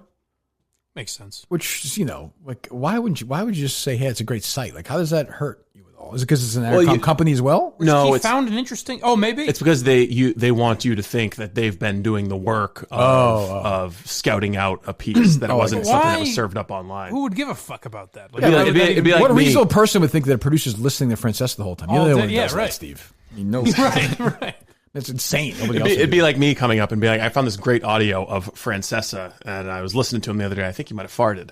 That's true. This is the only show where two people will argue. Like, I'll say, no, actually, they edited that later because I was also listening all day. That's a good point. Oh, God. Jesus. So, yeah, I'm sure we'll get to some other stuff this week. Is there anything else, guys, or no?